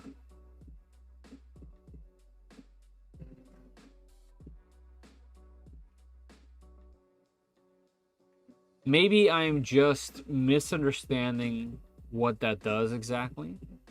Hey, look at that. Got some anti-backlash on there.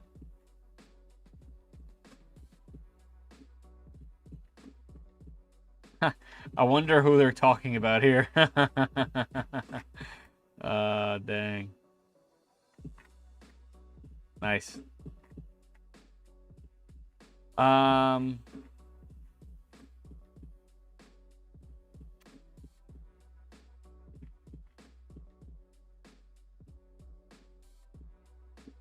Yeah, this stuff, some of this stuff is just insane. What a machine.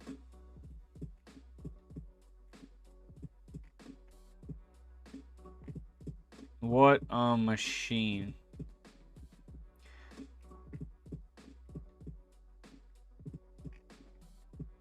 Yeah, I'm definitely really excited for this thing. I'll definitely have to take a closer look.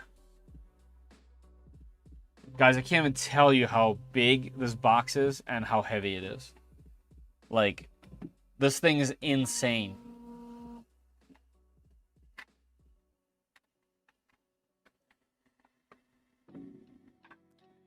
Cool the extruder, it keeps the PLA closer to the TG points. That's why I want to print PLA CF with a heated chamber. Also upping the print speed to 800.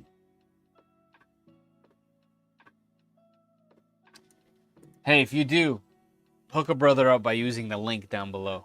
It would help the channel big time. But yeah, I definitely want to show it off to you guys as soon as I'm allowed to. I just don't want to... It just seems like a very unprofessional thing to do if a company sends me their product and they're like, hey, don't, and then I do it, you know? You guys hear the input shaper? I'm sure you can see the camera. Look at the camera jelloing. So that's actually that camera because it's on a rigid mount directly to the table. This one has some play, so it's not doing the vibration, but that thing is directly connected. A few years ago, people were using fish tank pumps. Yeah, I guess you're right. And also for lasers.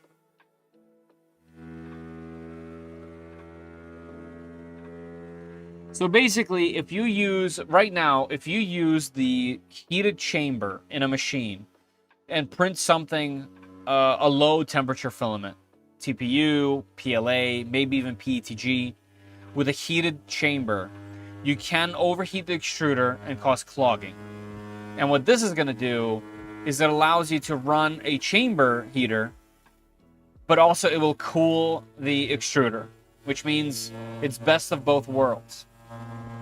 Okay, I understand now. I understand now.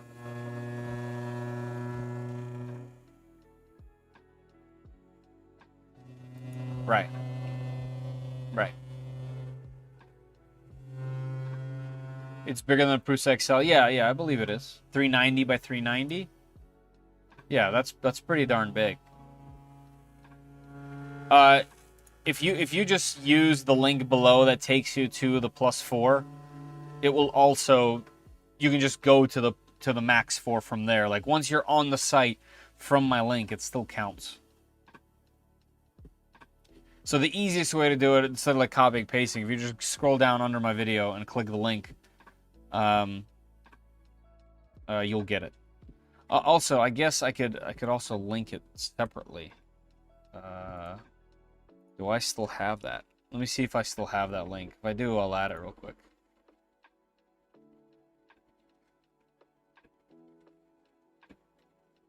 Wow, this thing is really loud, actually, doing this this testing. I wonder it's because it's more hollow and doesn't have, I guess, the things on the side panels and the glass. It's definitely loud. All right, let's see here. So let's go to, do I have like previous links? Well, here, let's take this link. So we want the combo, the cooler. We want this. Qidi Tech. We want this link. Shorten. All right, I will post it right now. So let's go to YouTube. Let's go to content. Let's go live. Let's go edit. And right on the bottom here, actually right under it, let's do Qidi Max 4 combo. Paste the link. Copy my icon. Paste the icon. Copy that. Save this. Okay, okay, so now if you guys check the bottom, you might have to refresh. If you guys check underneath, you should see my link. In fact, I believe if I go here and I type it into here, can I paste? And I put this, I think this should post everywhere. Did that?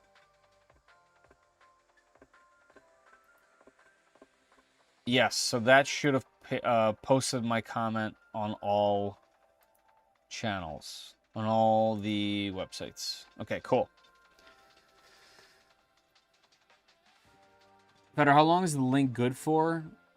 A couple of months. When I buy the Max 4, absolutely user filling. I'm not sure. I don't know how that works. I think it's based on your cookies, which means it could be a week. It could be a couple of days. It depends on your browser, how long it keeps the cookies. So yeah, you know, don't go completely out of your way. But if you remember, just come back to the live stream, click the link. I would appreciate it. You can always ask me on Discord as well. You know, that type of thing. But yeah, you don't have to go completely out of your way. But it does help. Input shaping finish.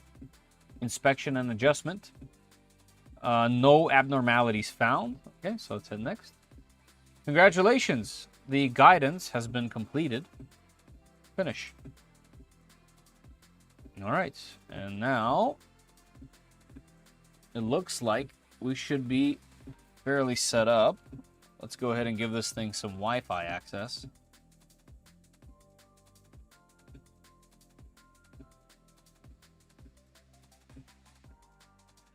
All right, let's see here. I'll do a good old cover like this. Oh, screen super responsive. Nice. The screen feels great. Wi-Fi connection. I'm sure I'll get all kinds of messages on my phone. Hey, there's a strange device connecting to your home network. All right, successfully on there. Yep, 81. All right, let's go to system, update detection, online update. Let's see if there is any. It's already on the latest version. All right, so it looks like V1.1 is the latest. Let me make sure that that's actually true. Let's go to the machine. I wonder if there's a support button. No. Let's go to software. This isn't it. Support. Support center. Oh, we probably got to go to official wiki. Q2. Is the Q2C? Q2C is probably not on here yet. Is there firmware? Firmware.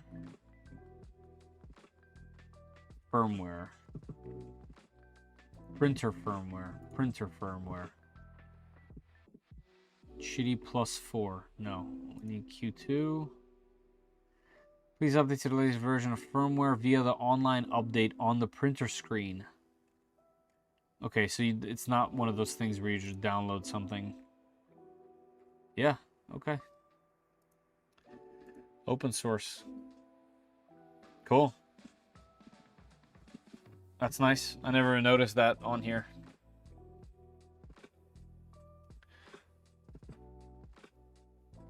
Speaking of cookies, we're missing Zoomy over here. What's going on? Zoomy, where are you at?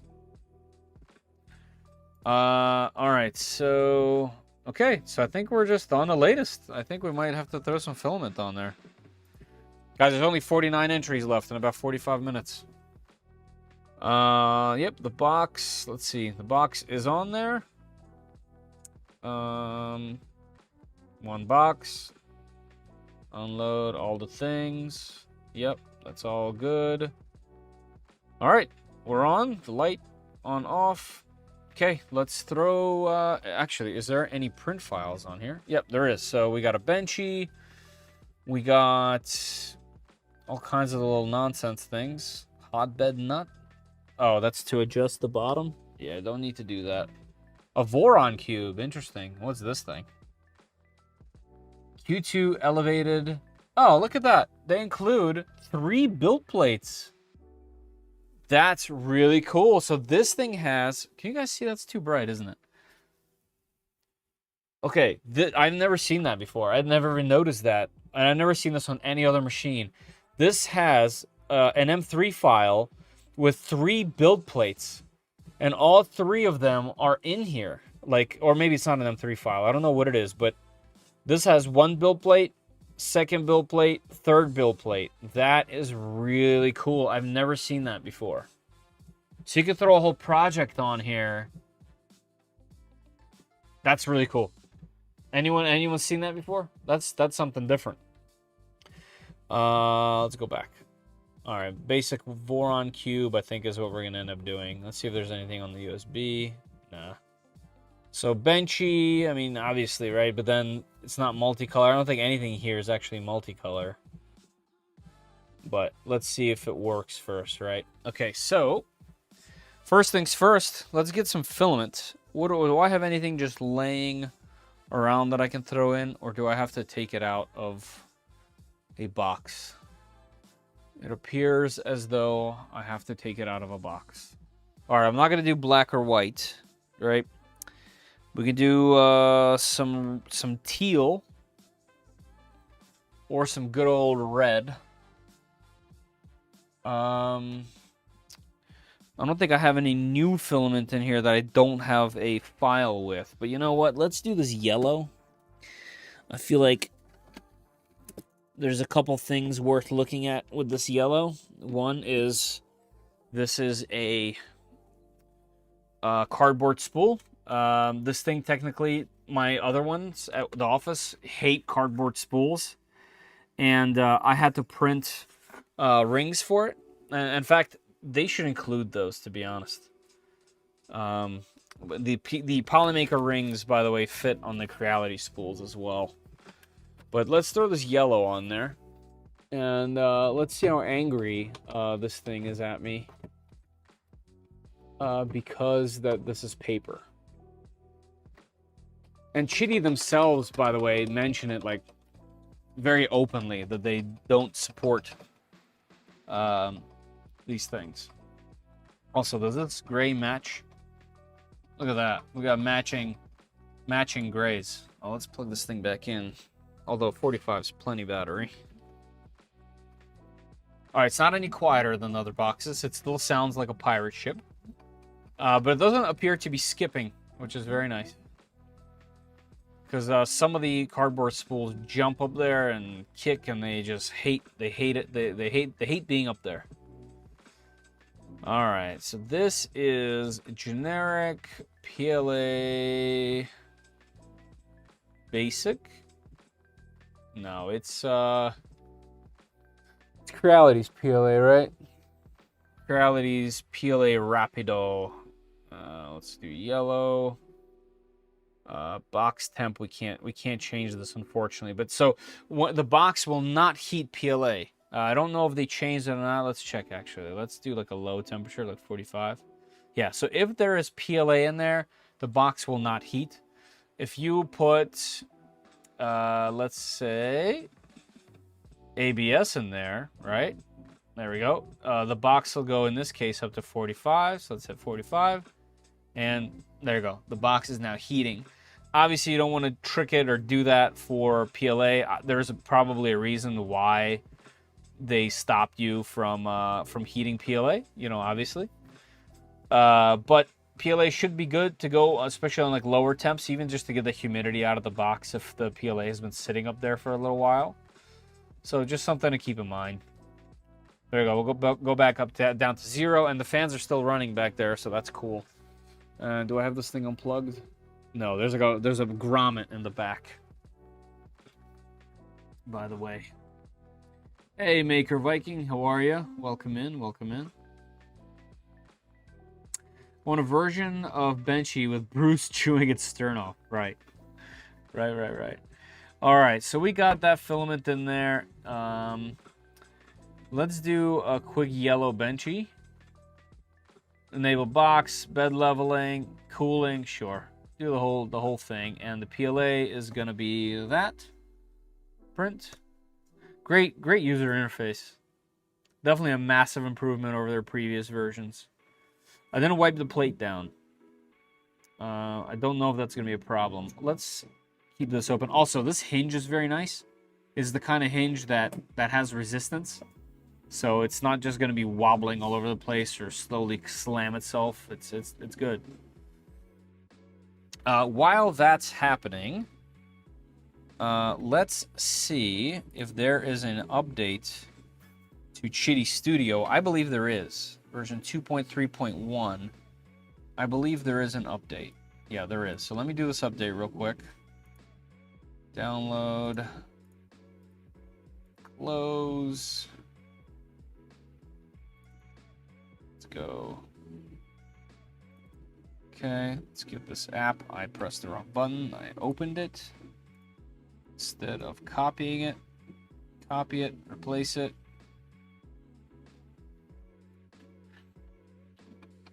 Downloading.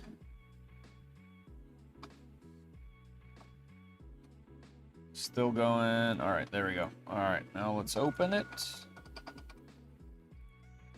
Open it, and we'll move it over to here. This is the newest version. All right, cool. And our previous projects are all there. Let's go to prepare, and let's select the new one. There it is, Q2C. Let's add these because I have them. I don't have any of the older gen machines anymore. But let's just confirm. Let's go to Q2C, and then what you want to do is you want to go to Device, and then right here, we're going to hit plus on local, or where is it? Is it this? It's a link. One of these has like a really obvious button. Is it new?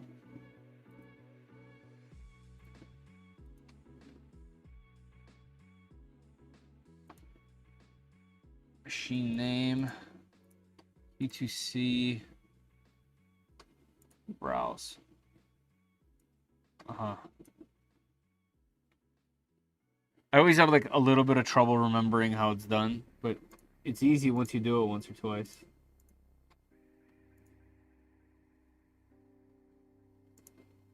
Yeah, I want the Q2C. Q2C stole its name. Browse. I don't see the IP on here, but it's still searching. I know the IP. I know it ends with 81. But the IP is also dynamic, so... Searching for the device is finished, so it didn't find it. Alright, hold on. Is it... And link is different. Link is... when you have your account installed on the machine, and I don't have the account installed on that machine. All right, well, let's type it in manually, see what it is. It's 192.168.68. I believe it was 81, right? Let's see. 6881. Yep. Let's go browse. Does that need to do its thing again, or I just hit test? Let me just hit test. Connection works correctly. Okay. Go like that. Q2C. There we go. So we have it. There's no camera. Close that. On the dryer box. What it's doing. Buffer state successful. All the file sizes. Polar cooler is an option.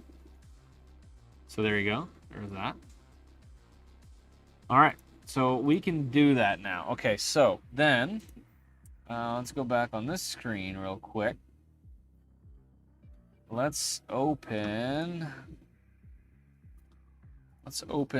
our good old WeChat. And looks like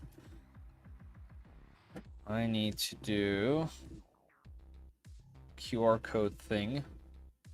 Scan the code. Log me in. Entering. Okay. All right, we're entered. Let's go here.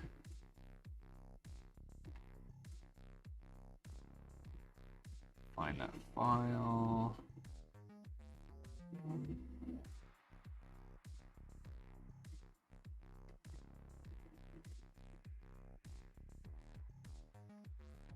This is not up to date. How is that possible? Just a glitch. Alright, here we go. Yeah, for some reason, none of that loaded.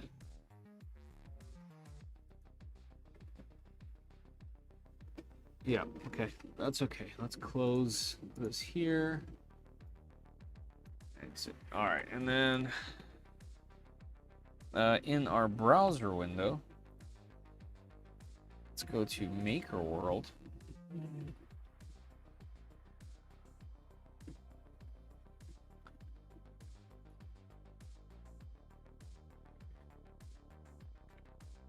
Rubber duck. I saw this duck in the commercial.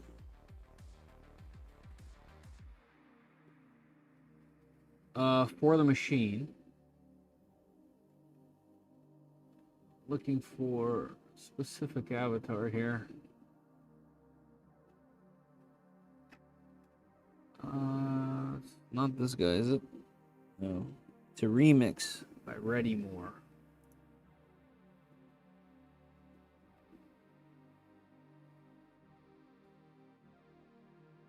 Guess I'll have to find Ready More instead of doing it this way. All right. Ready Ready for more. And this is a user. Where's users? What? Oh, red, like without an A. This guy. There's the duck. Ha! Alright. Let's download 3MF. What? Click and swap to line up 3 identical. Wow, they are really having some AI issues, huh? Wow. We don't need to log in. Alright, and then let's go back to here. Still going? Nope, that's Qidi Studio. Where are we?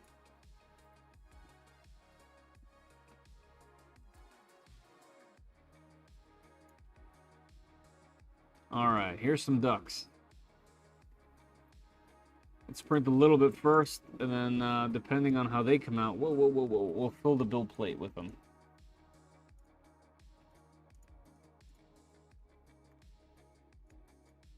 Because the Max 4 is how they marketed it. I don't know if you guys saw the Max 4 video.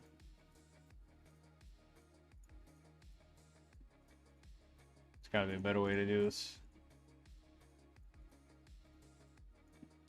Boom.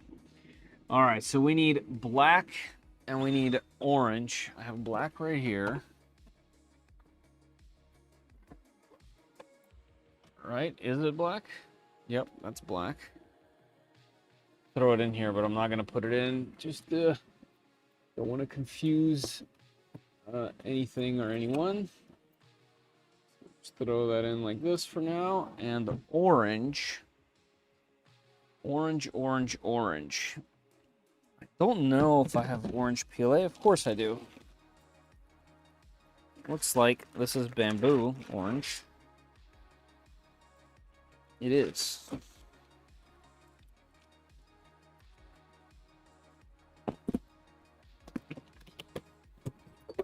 Whoops. And we have our first poop on the ground. I just saw it fling. Because there's no poop management. Looks like black was in there. One thing I still would love to see is printer manufacturers including waste management files on the printers. That's what we want to see. All right, we'll put those in when it's ready to go.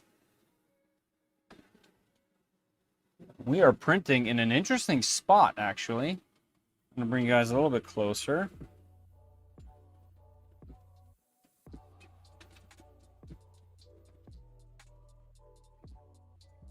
Let's do this. I just realized I haven't read the chat in a little while. My apologies. Nope, that's the wrong camera. This one.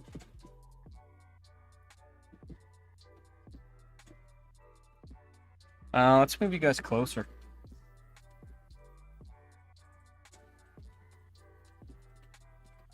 Get in here, you know?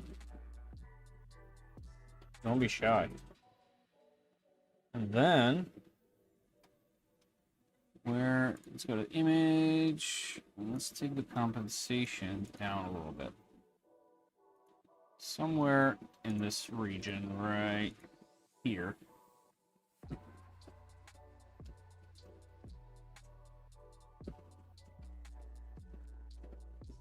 There we go. All right, perfect. All right, let's see what you guys have been talking about here.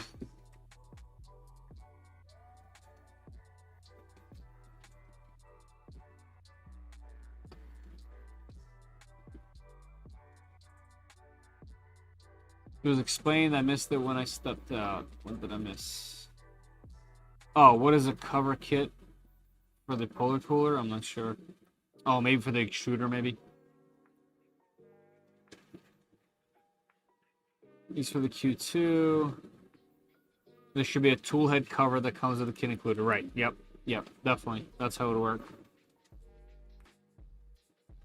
It was the mini rubber legs. Yes.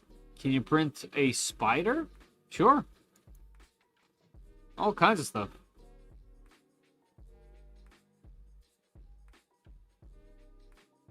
Never download 3MFs since I want to customize a profile to my machine. You can easily just customize it to your machine.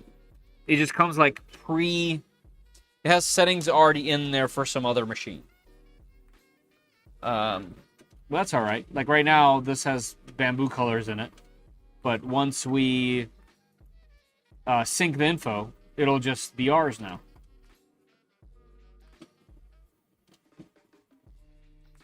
I actually don't know if we're going to see the fruits of our labor.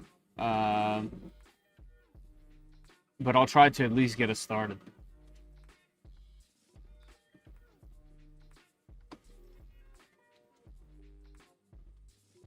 Yeah, texture plate. Yeah, cool. Flow is standard. Sweet. Easy enough. Need to go to sleep. Have a great stream. Hey, thank you very much for popping in, Maker Viking. I appreciate you as always, man. Feel better, dude. If there was only some sort of button nearby that would lower the printer down so we didn't have to stand on our toes to load it.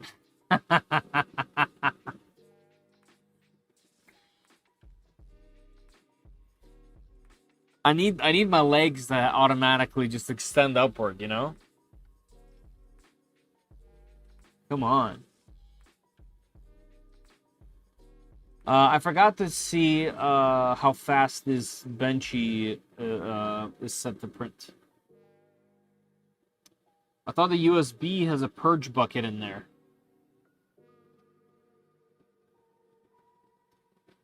According to this thing, it can't even read the USB. Can I pull it while it's printing? Let's see.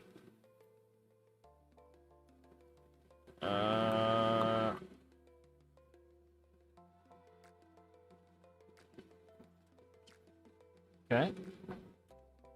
I don't know. Let's find out what's on the USB. What we got on the USB, bruh?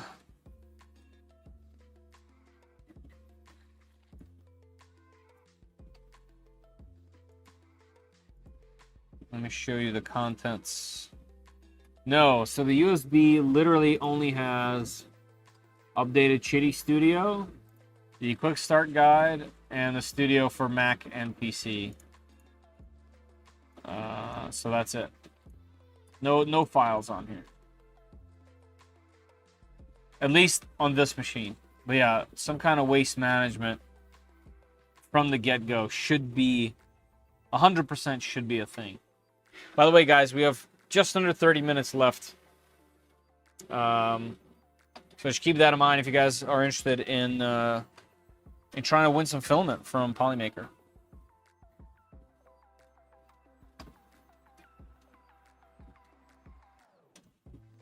Adding Max 4 to cart now. Nice. Go gadget legs, exactly. You still running stock nozzle in Core 1? Or have you changed it out? No, still the stock one. I haven't really printed anything too demanding as far as different filaments on the machine yet. Just some good old PLA and PETG, and it's done those perfectly.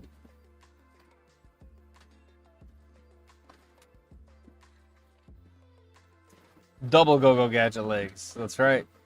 3D print stilts. Yes.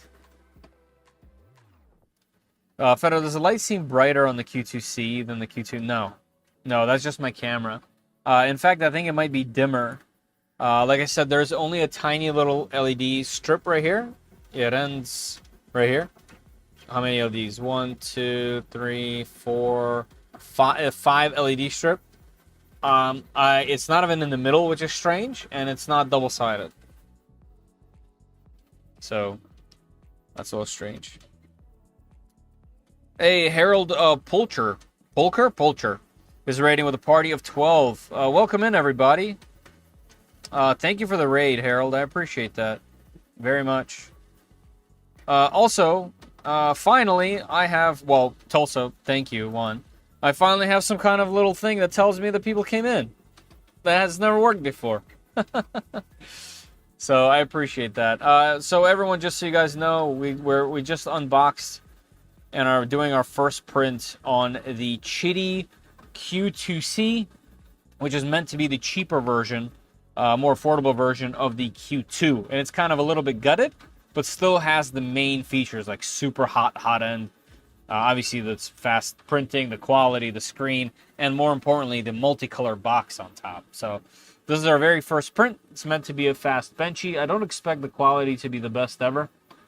I just expect it to be fast, and that's cool. And then as soon as that's done, we'll start these little duckies right here to test the multicolor. Although there's only about 20-something minutes left in the stream or so. I'm gonna go a little bit longer than that, but just so you guys know. Hey, Zoomy, there you go. I knew we were missing you in here. Hey, Lost. I know, man. I know. I feel that. Hey, 86 Carrera, how are you? Manor Mutant, how you doing? The second version. That's right, Harold. How you doing, man? How you been? The Max 4 has similar lighting. I'm modding that first thing. Yeah, it looks like it can do more. Greetings, programs. How are you? How are you? How are you? Welcome to the jungle. And ducks, of course. Yeah, there are quite a lot of ducks. There's ducks kind of everywhere. Been pretty good? Nice. Good to hear. Cheers. But yeah, so for those that have joined us, the stream is sponsored by Polymaker. And what that means is that they give away filament at the end of the stream. And I get to give it away on their behalf. So if you guys want to have a chance to win, there is a pinned comment, whether you're on YouTube, on Twitch, or on Kick at the top. It's a Gleam.io link. The only requirement outside of being anywhere in the world is you have to be a subscriber on YouTube. So jump on YouTube, hit the subscribe button, answer the question on in the link. It'll look like, I'll show you. It'll look like this right here. Let's say refresh. There's 60 entries so far, 19 minutes left. And I'll pull a winner and you'll get some filament. I say some because most of the time, especially if you catch a sale, you can even get more than one spool from this, all right? So you have to be there to win. Like, it'll be live in the chat. You have to claim the prize in the chat and confirm. But otherwise, yeah, Polymaker is pretty awesome. And they give away some filament at the end of my streams, which I love to do. So jump in there, Gleam.io. You guys will find it. 61 entries. Someone just jumped in.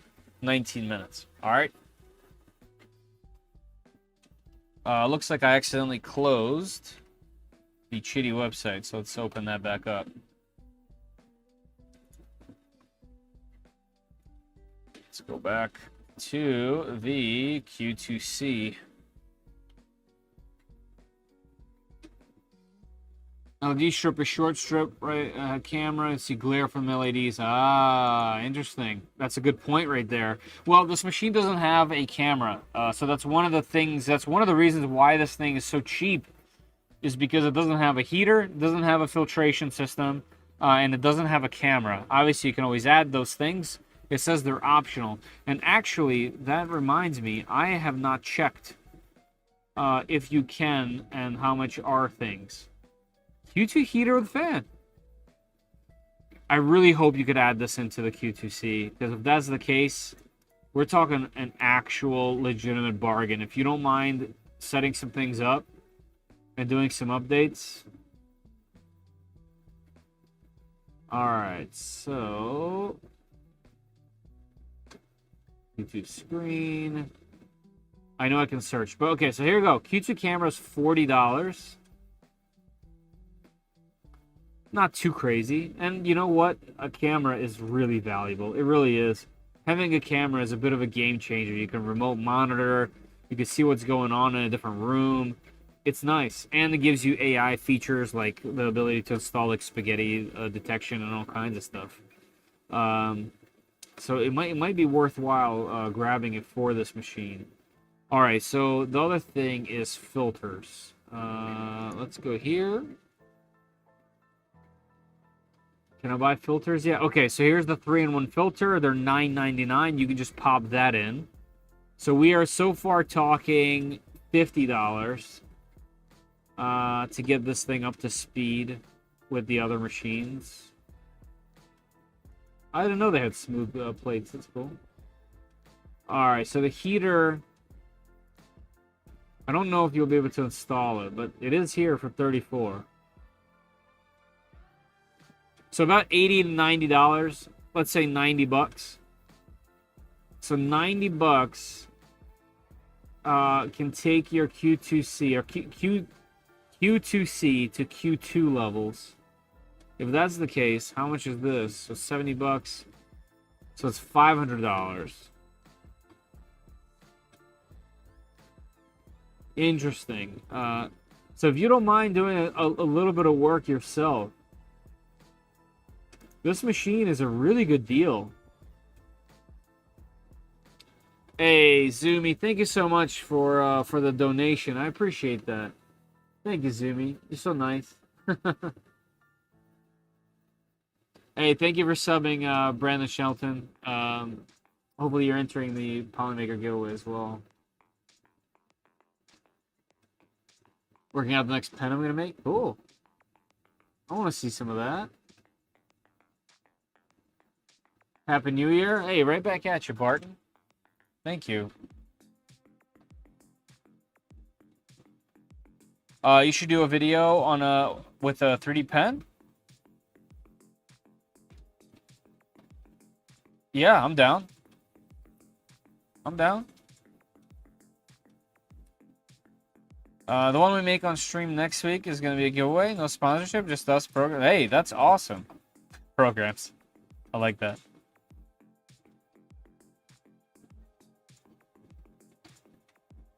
Cool. Max for ordered. Hey, awesome. Awesome, awesome, awesome. I hope it's really good. I hope it's really good. No. I don't mind at all. I know some people really care, like, a lot. I absolutely don't mind. You know, we're all in the same community, just having fun with these things. So all good, man. All good. Wife yells at me in 3, 2. She's gonna get a notification to her phone. That's funny.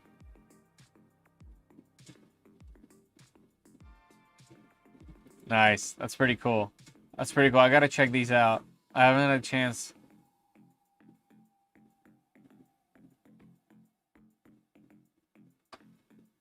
Nice. All right, we got Outer Rim Arcade. Thank you, Moss. J-Tag. Cool. Welcome, guys. Welcome to the channel. Just trying to get to #1, of course. It's a good way to do it. Good way to do it. Support your creators, you know? Trying, but Gleam is being stupid. Make sure you don't have a VPN on. It does mess with VPNs for whatever reason. I need a cheap 3D machine. The cheapest that I recommend is the Bambu Lab A1 Mini. It's a machine back here. If you want, I just did a recent video talking about all the machines that I've kept here for this year after reviewing well over 80 machines. So jump into there. The A1 Mini is covered, and I give, you know, it's not a deep dive into each one, just a kind of a shallow, you know, my likes and dislikes. But that machine is fantastic. IO Shield, actually, how big is that? You might have to go A1 and not A1 Mini for something like that. And there are other machines that are really good as well, but that one's just a really easy to recommend, affordable machine. I mean, this machine's $399. And this thing is awesome. 270. Can print filaments with a 370 Celsius hot end that machines dream of. So, hey, JTAG, thank you so much for becoming a YouTube member. So, for YouTube members, not only can you guys shout me directly and get some exclusive content here and there, you also get to see all of my videos early. I try to give you at least a day, if I can, than 2 days. It just depends on my personal schedule, honestly.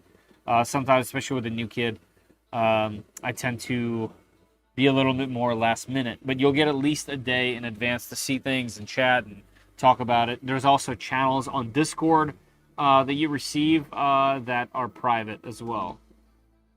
But I appreciate that.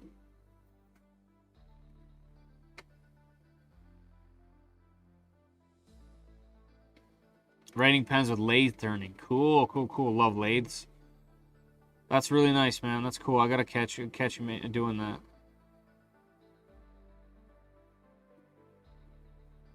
How long it takes to make an IO shield? I don't know about making. Like, designing is a whole different thing. But it shouldn't be too long to print. It's a relatively easy, flat project. I would see if IO shields already exist for your particular motherboard. And if that's the case already, like, check on MakerWorld or Printables. Printing it is not a big deal. You just got to figure out the size and then get a printer that can print that size, you know? Same. I really, really wanted to unbox the Plus 4. For sure. I should be getting a Cobra S1 Max as well at some point. I'm not sure when, though. I haven't heard from them in a little while, to be honest. Q2C does not have mounting standoffs for the heater. It's not the same left chamber panel as the Q2. Oh, that's right. You are 100% correct. That's not there. There are other heating solutions. Like, there are other third-party heating solutions. I mean, you could even literally use the Polymaker heater. Just an option. I see myself buying a multicolor printer this year. Hey, it's the year. If it wasn't last year, then it's definitely this year. These machines are getting much, much better.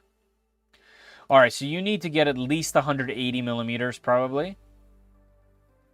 What's the mini? Is it 160 or 180? I think it's 160. It doesn't tell you on the build plate, does it? I don't remember off the top. So you might have to go with an A1 or something similar. Creality has a new machine called a Spark. I should be getting that at some point as well. I think most regular-sized non-mini machines should be able to print. Oops, should be able to print this size just fine. Just so you know. What parts of the company that they used DHL, and it was delivered perfectly. I've had so many other machines come way worse, and that being the biggest machine and one that I couldn't even get through the door because of its box, it came perfect. Time for some sleep. Hey, thank you very much, Ezra, for being here and the support and the kind words. Hope to see you in the next one as well. And guys, of those that are just jumping in and out, definitely check out some of my videos. As you guys know, the YouTube algorithm has changed. I know a lot of people talk about this, but also our print's done. But it's true. So the way that it works now, and I'm not sure this is 100% accurate, but at least this is what I'm feeling at the moment, is not too long ago, like even like a year ago, a little bit longer. Let's just say that I had, I don't know, 20,000 subscribers, right? When I'd put out a video, the majority of those people would at least get the video served because they subscribed to the channel, so it would go to their home feed based on time. That's not a thing anymore. The way that it works is you have to be relevantly looking for that exact type of content, even if you're subscribed. So even if you're subscribed to my channel, even if you have all the things done and clicked, if you're not also watching other similar content to this exactly, it's not going to feed it to you. So what happens on my end is instead of having tens of thousands of views on my videos, I'm only getting, you know, a couple thousands of videos on my views. Honestly, this isn't my full-time job. It's not like a thing that I super care about, but obviously I do. The things I work really hard on these videos and put in a lot of effort and time. And it kind of sucks that the people that subscribe to the channel aren't necessarily always getting it. So if you guys want to support the channel in some way, shape, or form, the easiest way, just watch some of my content. You know, even if it's just the shorts. The shorts don't do anything except for bring new people in. Most of the time, those new people just want to see more shorts. They don't actually watch the live content or the long form content. But that helps the channel the biggest. The next big thing is, if you guys want to support in some way, shape, or form, is use the links in the video. If you guys are shopping for some filament, or shopping for a new machine, or shopping for something on Amazon, just click one of my links. It doesn't even have to be to the product that you're exactly looking for, but it'll take you there, and that helps big time. All right, so that's monetary stuff. I don't really care about that. You can also buy some of my shirts at 3dprintsos.com. That's definitely more direct to me. Obviously, the shirt company gets the majority of everything, and the percentages there are the lowest possible. But that's not the point. You get something physical instead of something digital, which I really like. All right, so those are the ways that you guys can support the channel. The best way is just go back and watch some of my videos.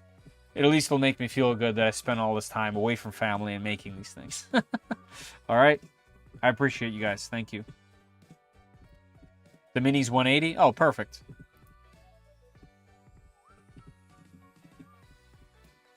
Oh, yeah, a lot faster and significantly better just in every way.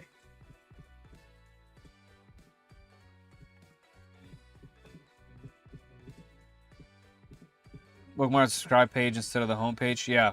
Yep. Yeah, and that's the way. Hey, Will Marr with a 5 gifted. I appreciate that, Will. Thank you so much, man. Oh, that's great. And Zoomy gets a gift. Weave 3D gets a gift. Tim Talon gets a gift. Awesome. Jody. Haha. That's so cool. Mr. Scary. Thank you, everybody. And thank you, Will. I appreciate that so much. A1 Mini's currently $219 with multicolor AMS. I mean, that's... What a deal, right? The thing is, though, with the Mini, if you're comparing it to this, right? If you're like, should I spend $200 or double that to $400? This thing is enclosed and it can print really hot. That's just something the Mini will never do. Even if you enclose it, you're not printing hot with that machine. This goes to 370. That's pretty important. Obviously, it depends on what type of things you're working on, you know? What was the Hoto unbox? This thing is epic. I'm so excited for that. This thing's called Pixel Drive. Has a nice grip, has a nice LCD, and a lot of power. I'm talking 6 Newton meters. So modularity, small projects, large projects. It even tells you buy when you turn it off. This thing's an absolute beast. Comes with a ton of bits. So definitely check that out. Also linked down below. These things are not necessarily cheap. This is a super high quality tool. And something that I've been using on the channel. Not this one. Been using Hoto tools on the channel for years and years. And they have all been just absolutely fantastic. Just kind of endless Hoto tools around the shop. Doing their thing. Hold on. We can keep going. We got more.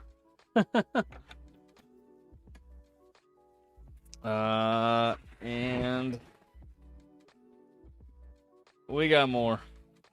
Actually, that's it. Oh, no, I have more. I got more. Hold on. One more. This was a cool one. Check this out. Qidi Tech, designed by Hoto. How's that? Look at this exclusive. Ooh. Ah.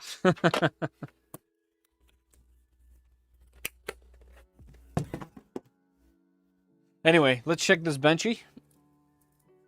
Ooh, stuck on there real good. All right, we got some serious wispies. Serious wispies. Ignoring the wispies because this filament can be old. I have no idea how old that filament is or where it's even from, to be honest. Outside of them, no holes at the top. The top is round. The square is square. Let's check the back. The back is where our filament start and stop is, but can I read that? I can read 3D and B, which is incredible. So I can read the text on the back. Can you guys see that? Or is it too bright? It's yellow. It's going to be hard to see. Too bright. Tiny hole is round. bottom. You guys see that texture? Pretty much perfect. Let's see the hull. Any cooling issues? None. Let's see the side. Is there a hull line? There is the classic hull line. This happens when it changes over from printing the floor to printing just walls. And we usually go from a little bit of a hot to a little bit of too cool. So as far as the wispies go, if I take you guys back here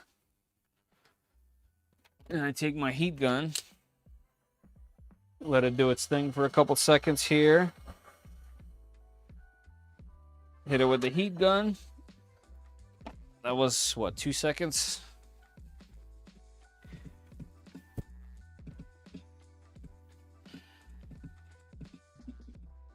Fixed it. Let's see the cooling.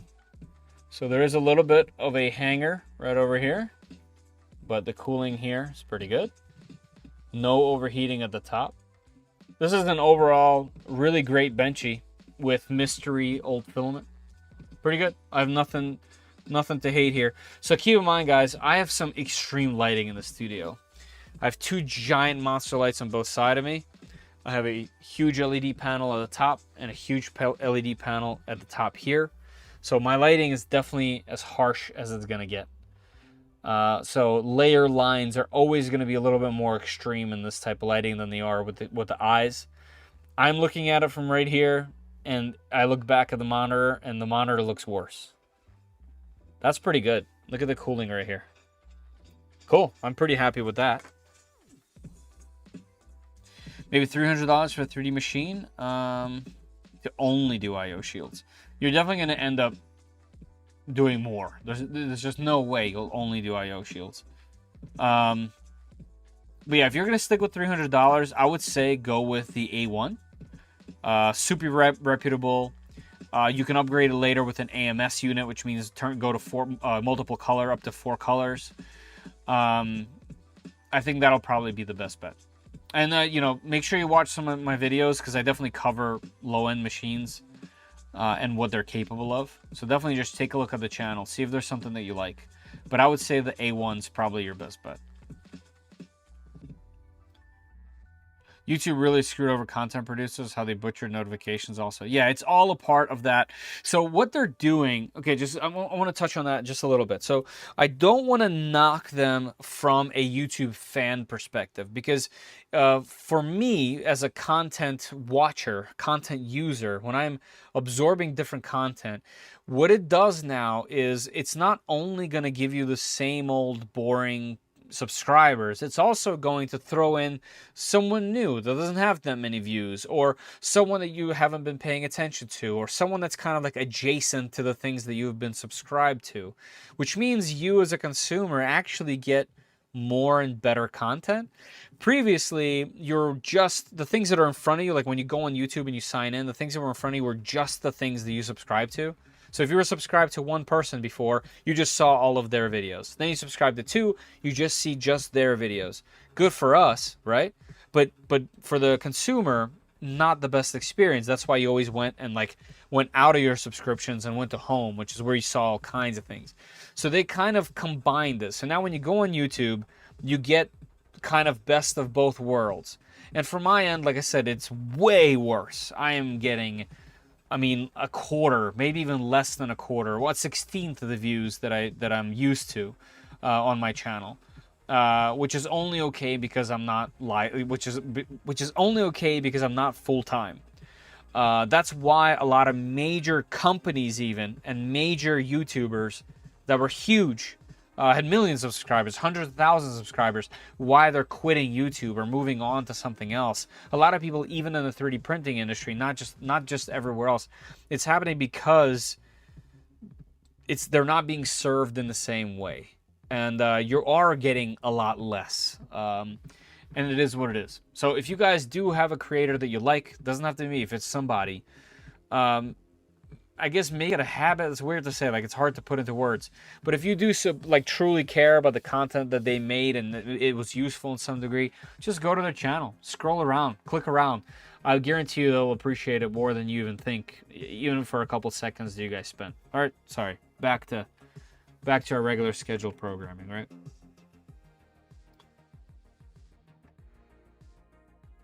The like button on the way out. Yes, please. What time we got? 12:01. Oh man, I missed the giveaway. Okay, we're gonna do the giveaway in a second. I'm sorry, guys. I got carried away with all the chats. Maybe I send the STL, going to cost me $18 plus shipping. Yeah, you mean like to get it printed somewhere? There's lots of places that'll get things printed cheap. String party on the bench? Yeah, definitely stringy, but that's filament related. All right, who won the giveaway? I'm going to check in a second, guys. I'm just trying to catch up with chat. When notifications with subscriptions go live, not every time they post a video because it is a subscription page by default. Hey, Adam, by the way, how you doing, man?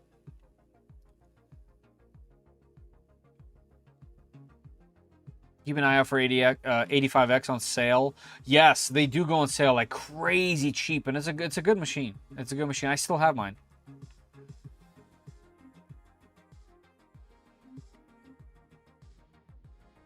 Specifically the 85X, if you can pull it. The 5M is cool, but the 5X is better because of the 4 colors.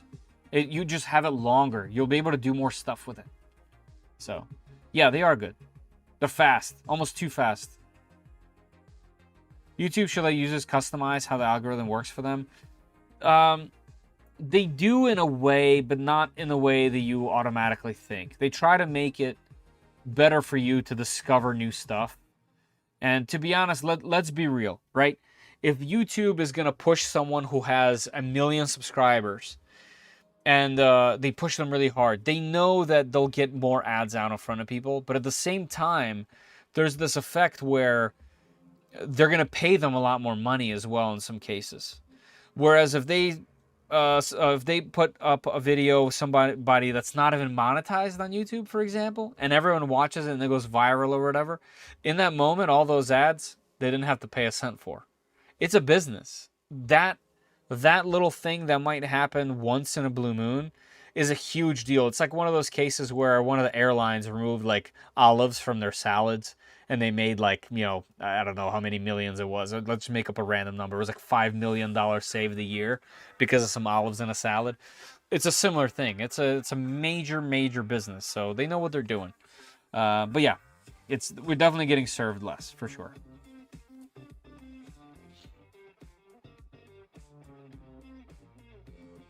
I don't know if it's worth to buy a 3D machine for this. That's a hard question to answer. I got into 3D printing because I had my own products as well. I had these risers for PC cases. I was selling them for $25, I think, for plus shipping. So I think, yeah, you can probably get away with a little bit more on the IO cases if you make them a little bit, or IO shields if you make them a little custom. Maybe even if they had the icons in multicolor, you could probably get away with more because people would pay for custom IO shields with, you know, multiple colors or for their own custom colors for their builds, that type of thing. So another thing to consider is those type of components might get warm. So you're probably printing at least PETG. So you probably want an enclosed machine, maybe. I don't know, but that's something to think about. The material matters. So, all right. Outside of that, our print was done. We're going to send another print right before I leave here. But let's do our giveaway, guys. So it's past 12:05 to be exact. Let me refresh this. 68 people. I think the previous max was 6. The previous max. Let's zoom back out. Zoom this way. Zoom more this way. Nope. Zoom this way. I'm like a freaking orchestra in here. Okay, I'm sorry. Let's go back. I think the previous max was 67. So 68 is pretty cool. All right, good luck, everybody. What I'm going to do is I'm going to go onto my other screen. I'm going to go to Gleam.io. I'm going to choose a winner, and we're going to pool it. And then hopefully you are in the chat to claim the prize. So let's go ahead. Let's go to winners. Let's draw a winner. Let's go. Good luck, everybody. Hopefully it's Quinn. All right, we got a winner. I'm going to announce winners in widget. Announce with avatar. Congratulations to John V. John V, congratulations. Your answer to the question of if you'd rather save up and buy a full feature printer or buy one that's a little cheaper and then upgrade it, kind of like this. You said at this point, fully featured. Got to be some cost savings than piecemeal. Depends. I think piecemeal is always going to be a little bit more of a savings. Unless you're going like custom piecemeal. Usually doing stuff yourself or in pieces saves money. Usually. You were entry number 52, so on the later end, which is fine. But let me go back to chat. John V, are you in the chat? So what I usually do is I give you a couple minutes to say that you're here or not and claim the prize. And if you're not here, we're picking somebody else. All right? Have you ever printed with the new high temp PLA? I have. I have some Polymaker high temp PLA. It's great. More information on our toys for tots on our Discord. Zumi has done a lot of work there to lay out everything that you need to know, all the information. Check the pinned comments there for more as well. Definitely jump into the Toys for Tots channel on our Discord there. Thank you, Zumi, for running that. I really appreciate it. Congrats. Are you here? It's me, Truggy. I'm here. Wait, John V, are you Truggy? Wait.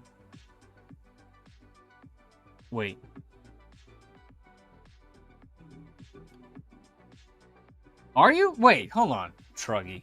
Hold on a sec. My memory's broken.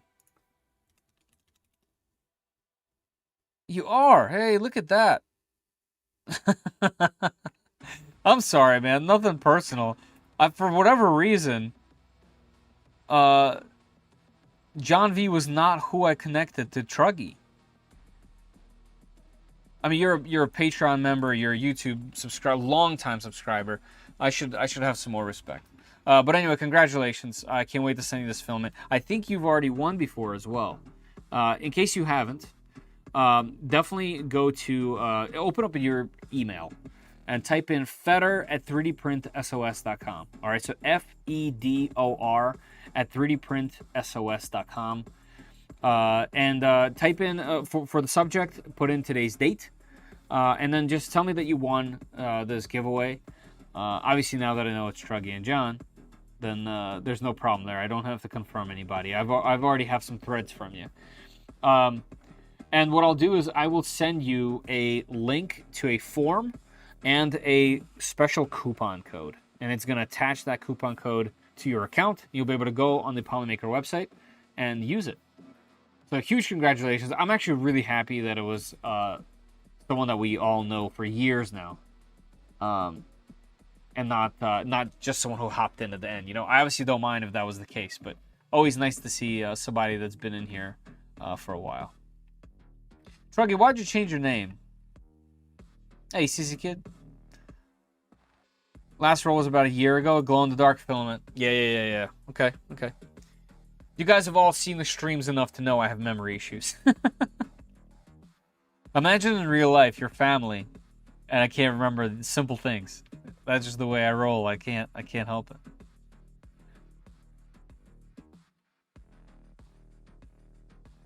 I got APCs done. Oh, okay.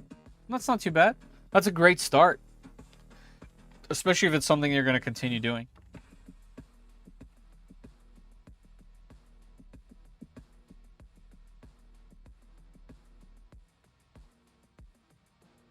Awesome. I think no matter what your name is on here, we're just going to continue calling you Truggy. I remember your icon too. I didn't. YouTube did. Really? Well, that's even weirder.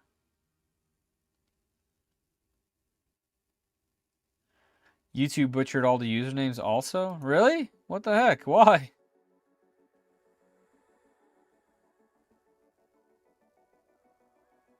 Weird.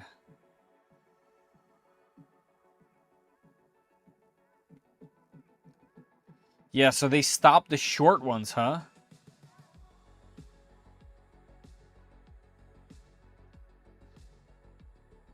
Oh, good song.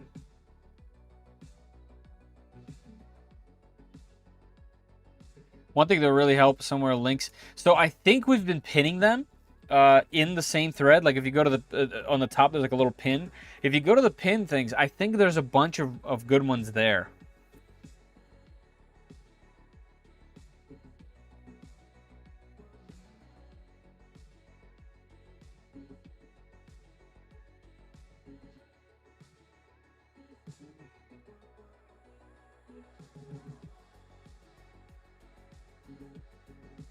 Oh, they're in the PC. I see what you mean.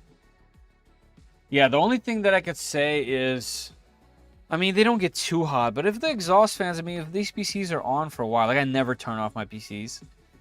I mean, they just stay hot. I don't know if I'd print it in PLA.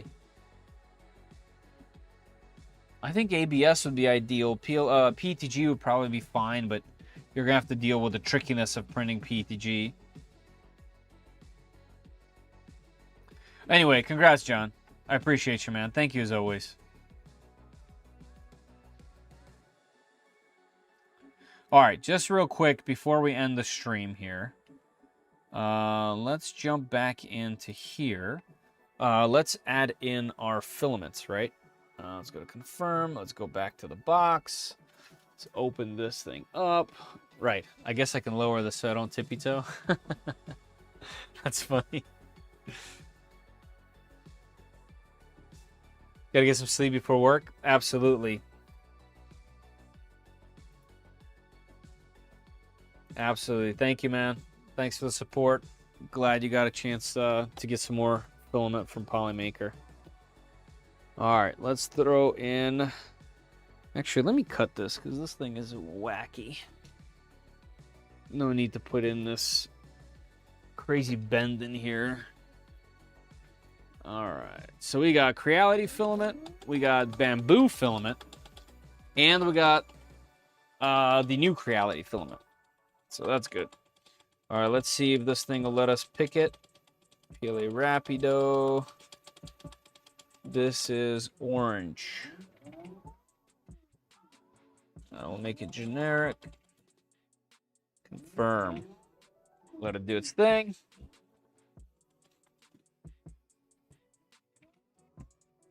All right. Oops, I closed it too soon. Now we do the black filament. And I definitely need to find a poop management solution for this machine ASAP, because this stuff is just going to be on the floor. And no one likes their poop on the floor. You know what I'm saying?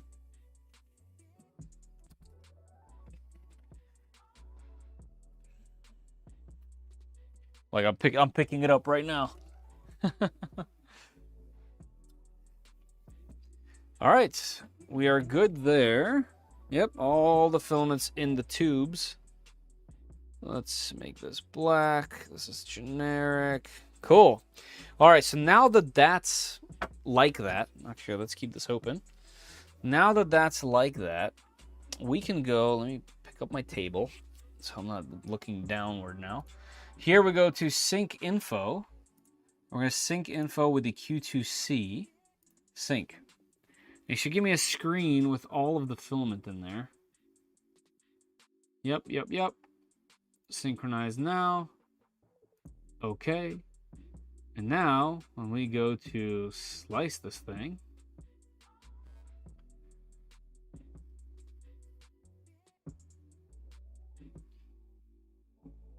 change handleback, lost my original. Oh, bummer. But that's better. Now it's way easier to recognize.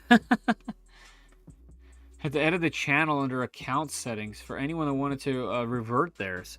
Still not sure why it happened, but it is what it is. Oh man, that's a bummer. I can't believe it happened. Is mine still 3D print SOS? Or is it something wild? And have a great night, man. Flying poop, right? Alright, so this looks awesome. I can't wait to print these little ducks. I don't know why exactly. But they're going to be fun to just put places. How does Qidi multi-material box work in comparison to Bambu Labs' new AMS2? It's a great question. It's very different in the sense where this machine has 4 separate larger motors that push the filament straight out of the box into an individual PTFE tube. Whereas on any of the AMSs, no matter what number, they're much smaller motors that kind of guide the filament right into a single PTFE tube on the back of the AMS unit or CFS unit or a bunch of the other management. And what that means is there's more turns for abrasives to break or to not even go through, and that's why none of the other systems approve abrasives. This does. You can use carbon fiber in here or glow in the dark in here because it just goes straight out of the box into PTFE. Also, because of that, I mentioned before, I think these are way more future-proof because of the individuality of each of the PTFE tubes, which means that technically it could go into 4 individual tool heads.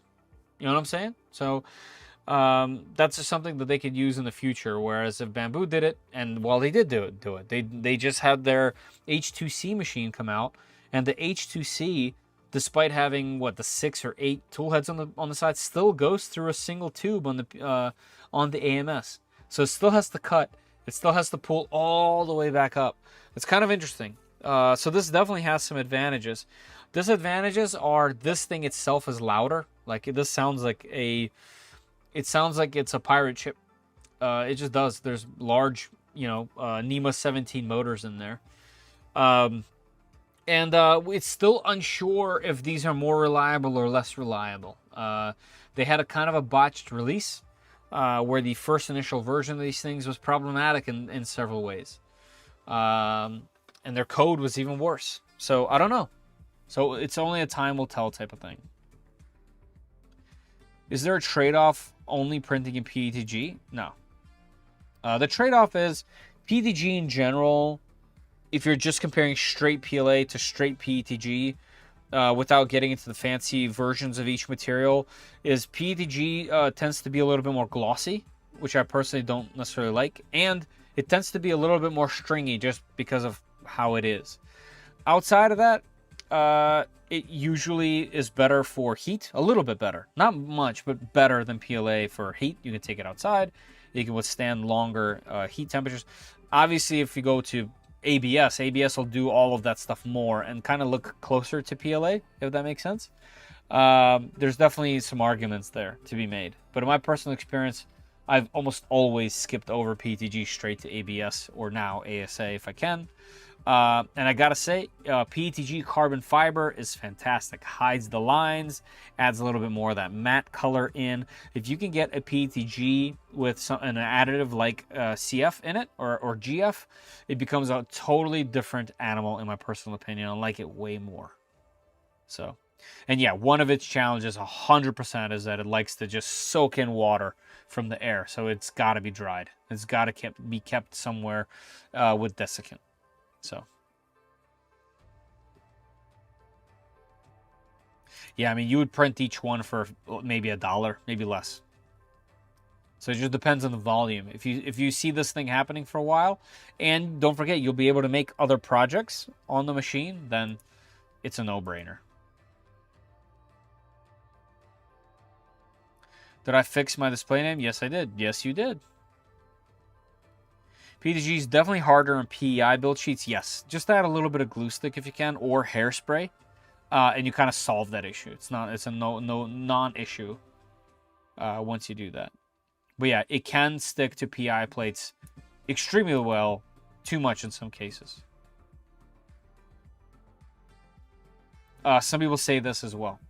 If you Zumi, if you add any kind of additive to the plate, then you're not going to have an issue. This is for people that just go straight to, sometimes print a little too close, sometimes print a little too hot, and it tends to just completely stick itself to it.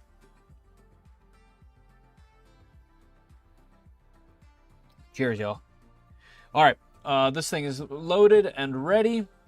One of the other things that I really like about this, the camera's going to have a hard time picking this up. Just because of how bright it is. But I really love how simple this interface is. I know they're very similar nowadays. But you click the box, you get to your filament. You click the file, you can just reprint really quickly the thing that you were printing. So if it's something that you were doing a bunch of, you can just click the giant button with it. I love the previews. They load significantly faster here. And then obviously you can go to all your files and kind of click through. So it's the latest and then whatever else files you have. That's why there's 2 benchies here. But yeah, let's send this print to it. Looks like this is going to be a 4-hour print. So this is something I might be able to show off tomorrow. Maybe I'll do what's it called? A short. And what I want to do is after these print successfully, I want to fill this entire build plate with them all the way and see what it does. All right, let's hit print plate and let's go. Should be good. I don't see any problems. All right, so on this menu, it always tells you what the machine you're doing, and then you get to pick your colors. It picked them for me, so no problem there. Auto bed leveling, yes. Enable box, of course. Let's go. And there's no camera, so there's no there's no check mark for what's it called? Not timestamp. What is the word? Time lapse. Okay, and we got air, so that's already starting. We got a color preview this time on the machine. Look at that. I didn't even know that. So this thing is even more updated than the Q2, because the Q2 doesn't do that, I don't think. I'm trying to remember if it does. Yeah, it might actually do that. Now that I think about it, I probably just didn't notice. But the fact that you can have multiple files inside here, multiple build plates, that's huge.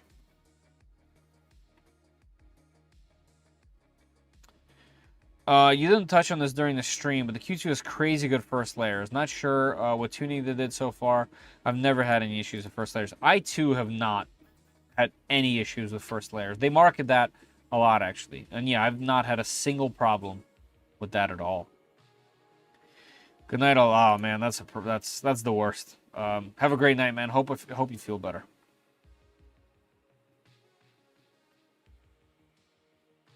Perfect Z offset, but definitely print hot for speed. Absolutely. Shrimp Father, great to have you in here, as always. Have a great night.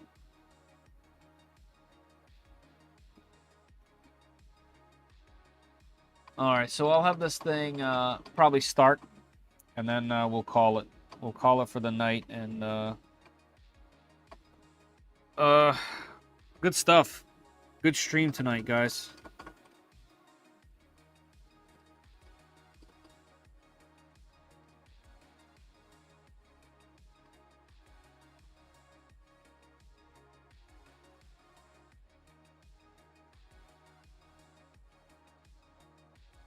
Okay, guys. Do you guys have any last questions while this thing kind of loads for us? Also, Katoda, if you join the Discord, we're obviously on there all the time. There's lots of people in there who can help. Yeah, just carry on the chat. I always have it on, whether it's on my phone or PC, whenever. Zoomies a moderator there. A lot of folks here are from the Discord, so definitely jump in there, join up, and have some chats in there. We'll help you out. Lost, thank you for being here. Appreciate you. I got a question. Do you? If you take this machine to the office, will you lock the bed down, screw it down? Nope. I'll put it right on my car seat and take it there. I don't think I'll have room for this machine at my office because the Max 4 is going. And I don't want to have a ton of machines there because that's my full-time job. And I can't have this fully distract me more than it already does. So one or two machines is max. And our current little place there that we have, that table, the Max 4 is just going to eat it up. I think the Max 4 is going to be the machine that stays there. And I'll probably have this here at the studio to test. And then we'll figure out if it's good enough to either take over one of these machines or it'll go to a better home. We'll see. I try to moderate, but I'm the one that needs moderating. One, that's like a shirt. Two, true. You know what? At least you know, Zumi.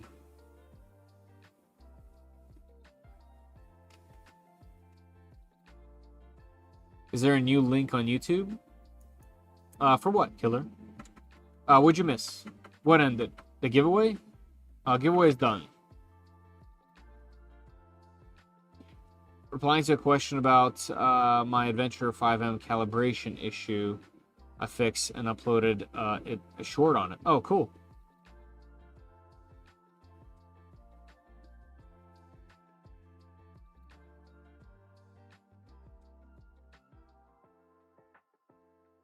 If you upload a short, post it on Discord. I'll take a look. Jeff Thorson, your name is also different. So I guess YouTube did do something recently, huh? It swapped everybody out.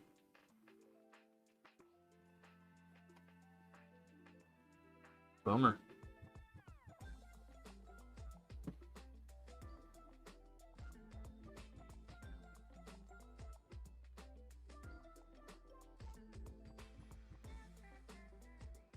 I noticed that. Yeah, it looks like a lot of people got theirs swapped out. Like Will Maher has some numbers at the end of his name. Who else I don't recognize because of the name? Probably too many to go up. Barton, were you just Chad before?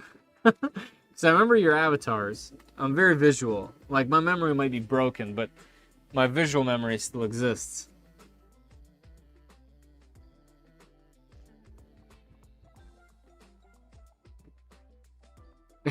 Nice realization, Sumi.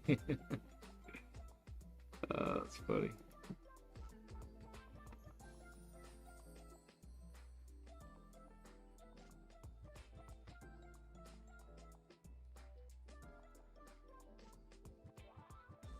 Hey, absolutely, Eric. Thank you very much. Guys, hit that like on your way out, please. It'll help the channel quite a bit.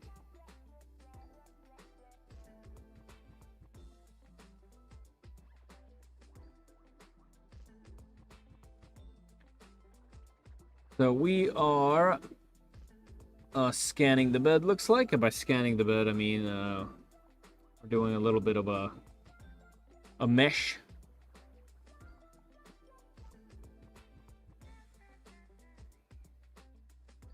But yeah, it looks like filtration we could just add onto the back, or just throw a filter in, or just print one and put some, what's it called in there? Some carbon in there. Pretty cool. For printed, thank you for being here, man. Have a great night. I want to get the P2S. Seems like a good machine. It is. It is a really good machine. I have X1C and H2D. Both fantastic. I have a A1 Mini. Love that machine too, although it's different. For a different person, for a different reason. But yeah, if the P2S is any similar to my X1C, I think you're going to love it. Chris. Just realized I was 5 minutes behind on stream. Hey, you know, it happens to the best of us. You got to try to watch me in 2x to catch up. You don't miss anything. Challenge.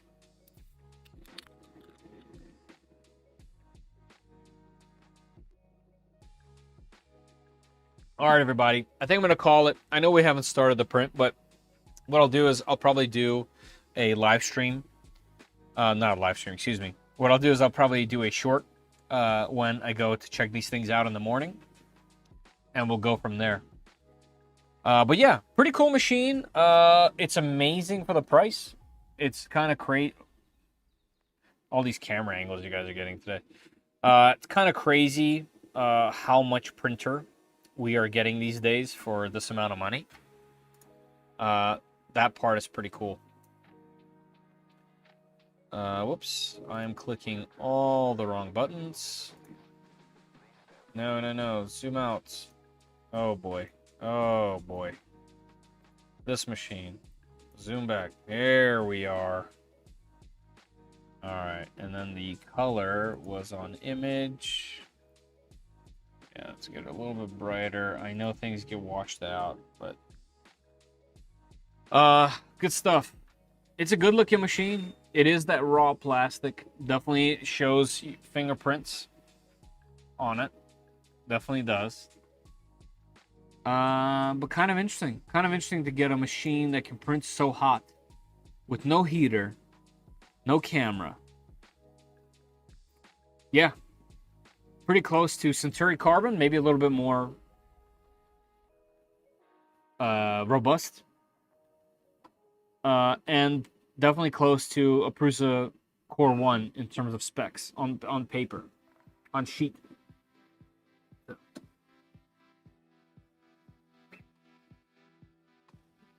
Uploading is only a problem if you have a large file or like a long video. Anything that's somewhat short or just a regular photo, you just drag and drop. Everything's just a drag and drop. So, look, an ad for a mattress. Nice. We must have said something about bed. Well, yeah, right. We did say bed a lot. That's what happened. All right, y'all. Thank you all for being here. I'm gonna call it a night. It's been a great stream. I've had fun. The machine's great. Great experience taking this thing out of the box.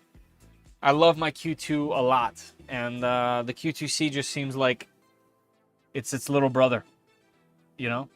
So pretty cool stuff. I kind of wonder if I could just plug in a USB camera right here and just have it work in Clipper. Don't forget, it is Clipper. It's open. You have access to it right above me. So you can do what you like. Add more things. Open it up. Add something. Pretty cool. Or don't do anything. Pick any slicer. It's good stuff. I'm definitely a fan of this type of machine. Good night, Happy New Year. Right back at you. Right back at you.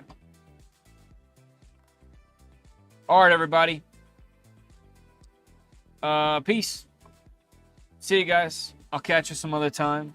Probably next week we have another machine, and the week after that we have another machine, and then a week after that we have some projects. All kinds of stuff happening on the channel.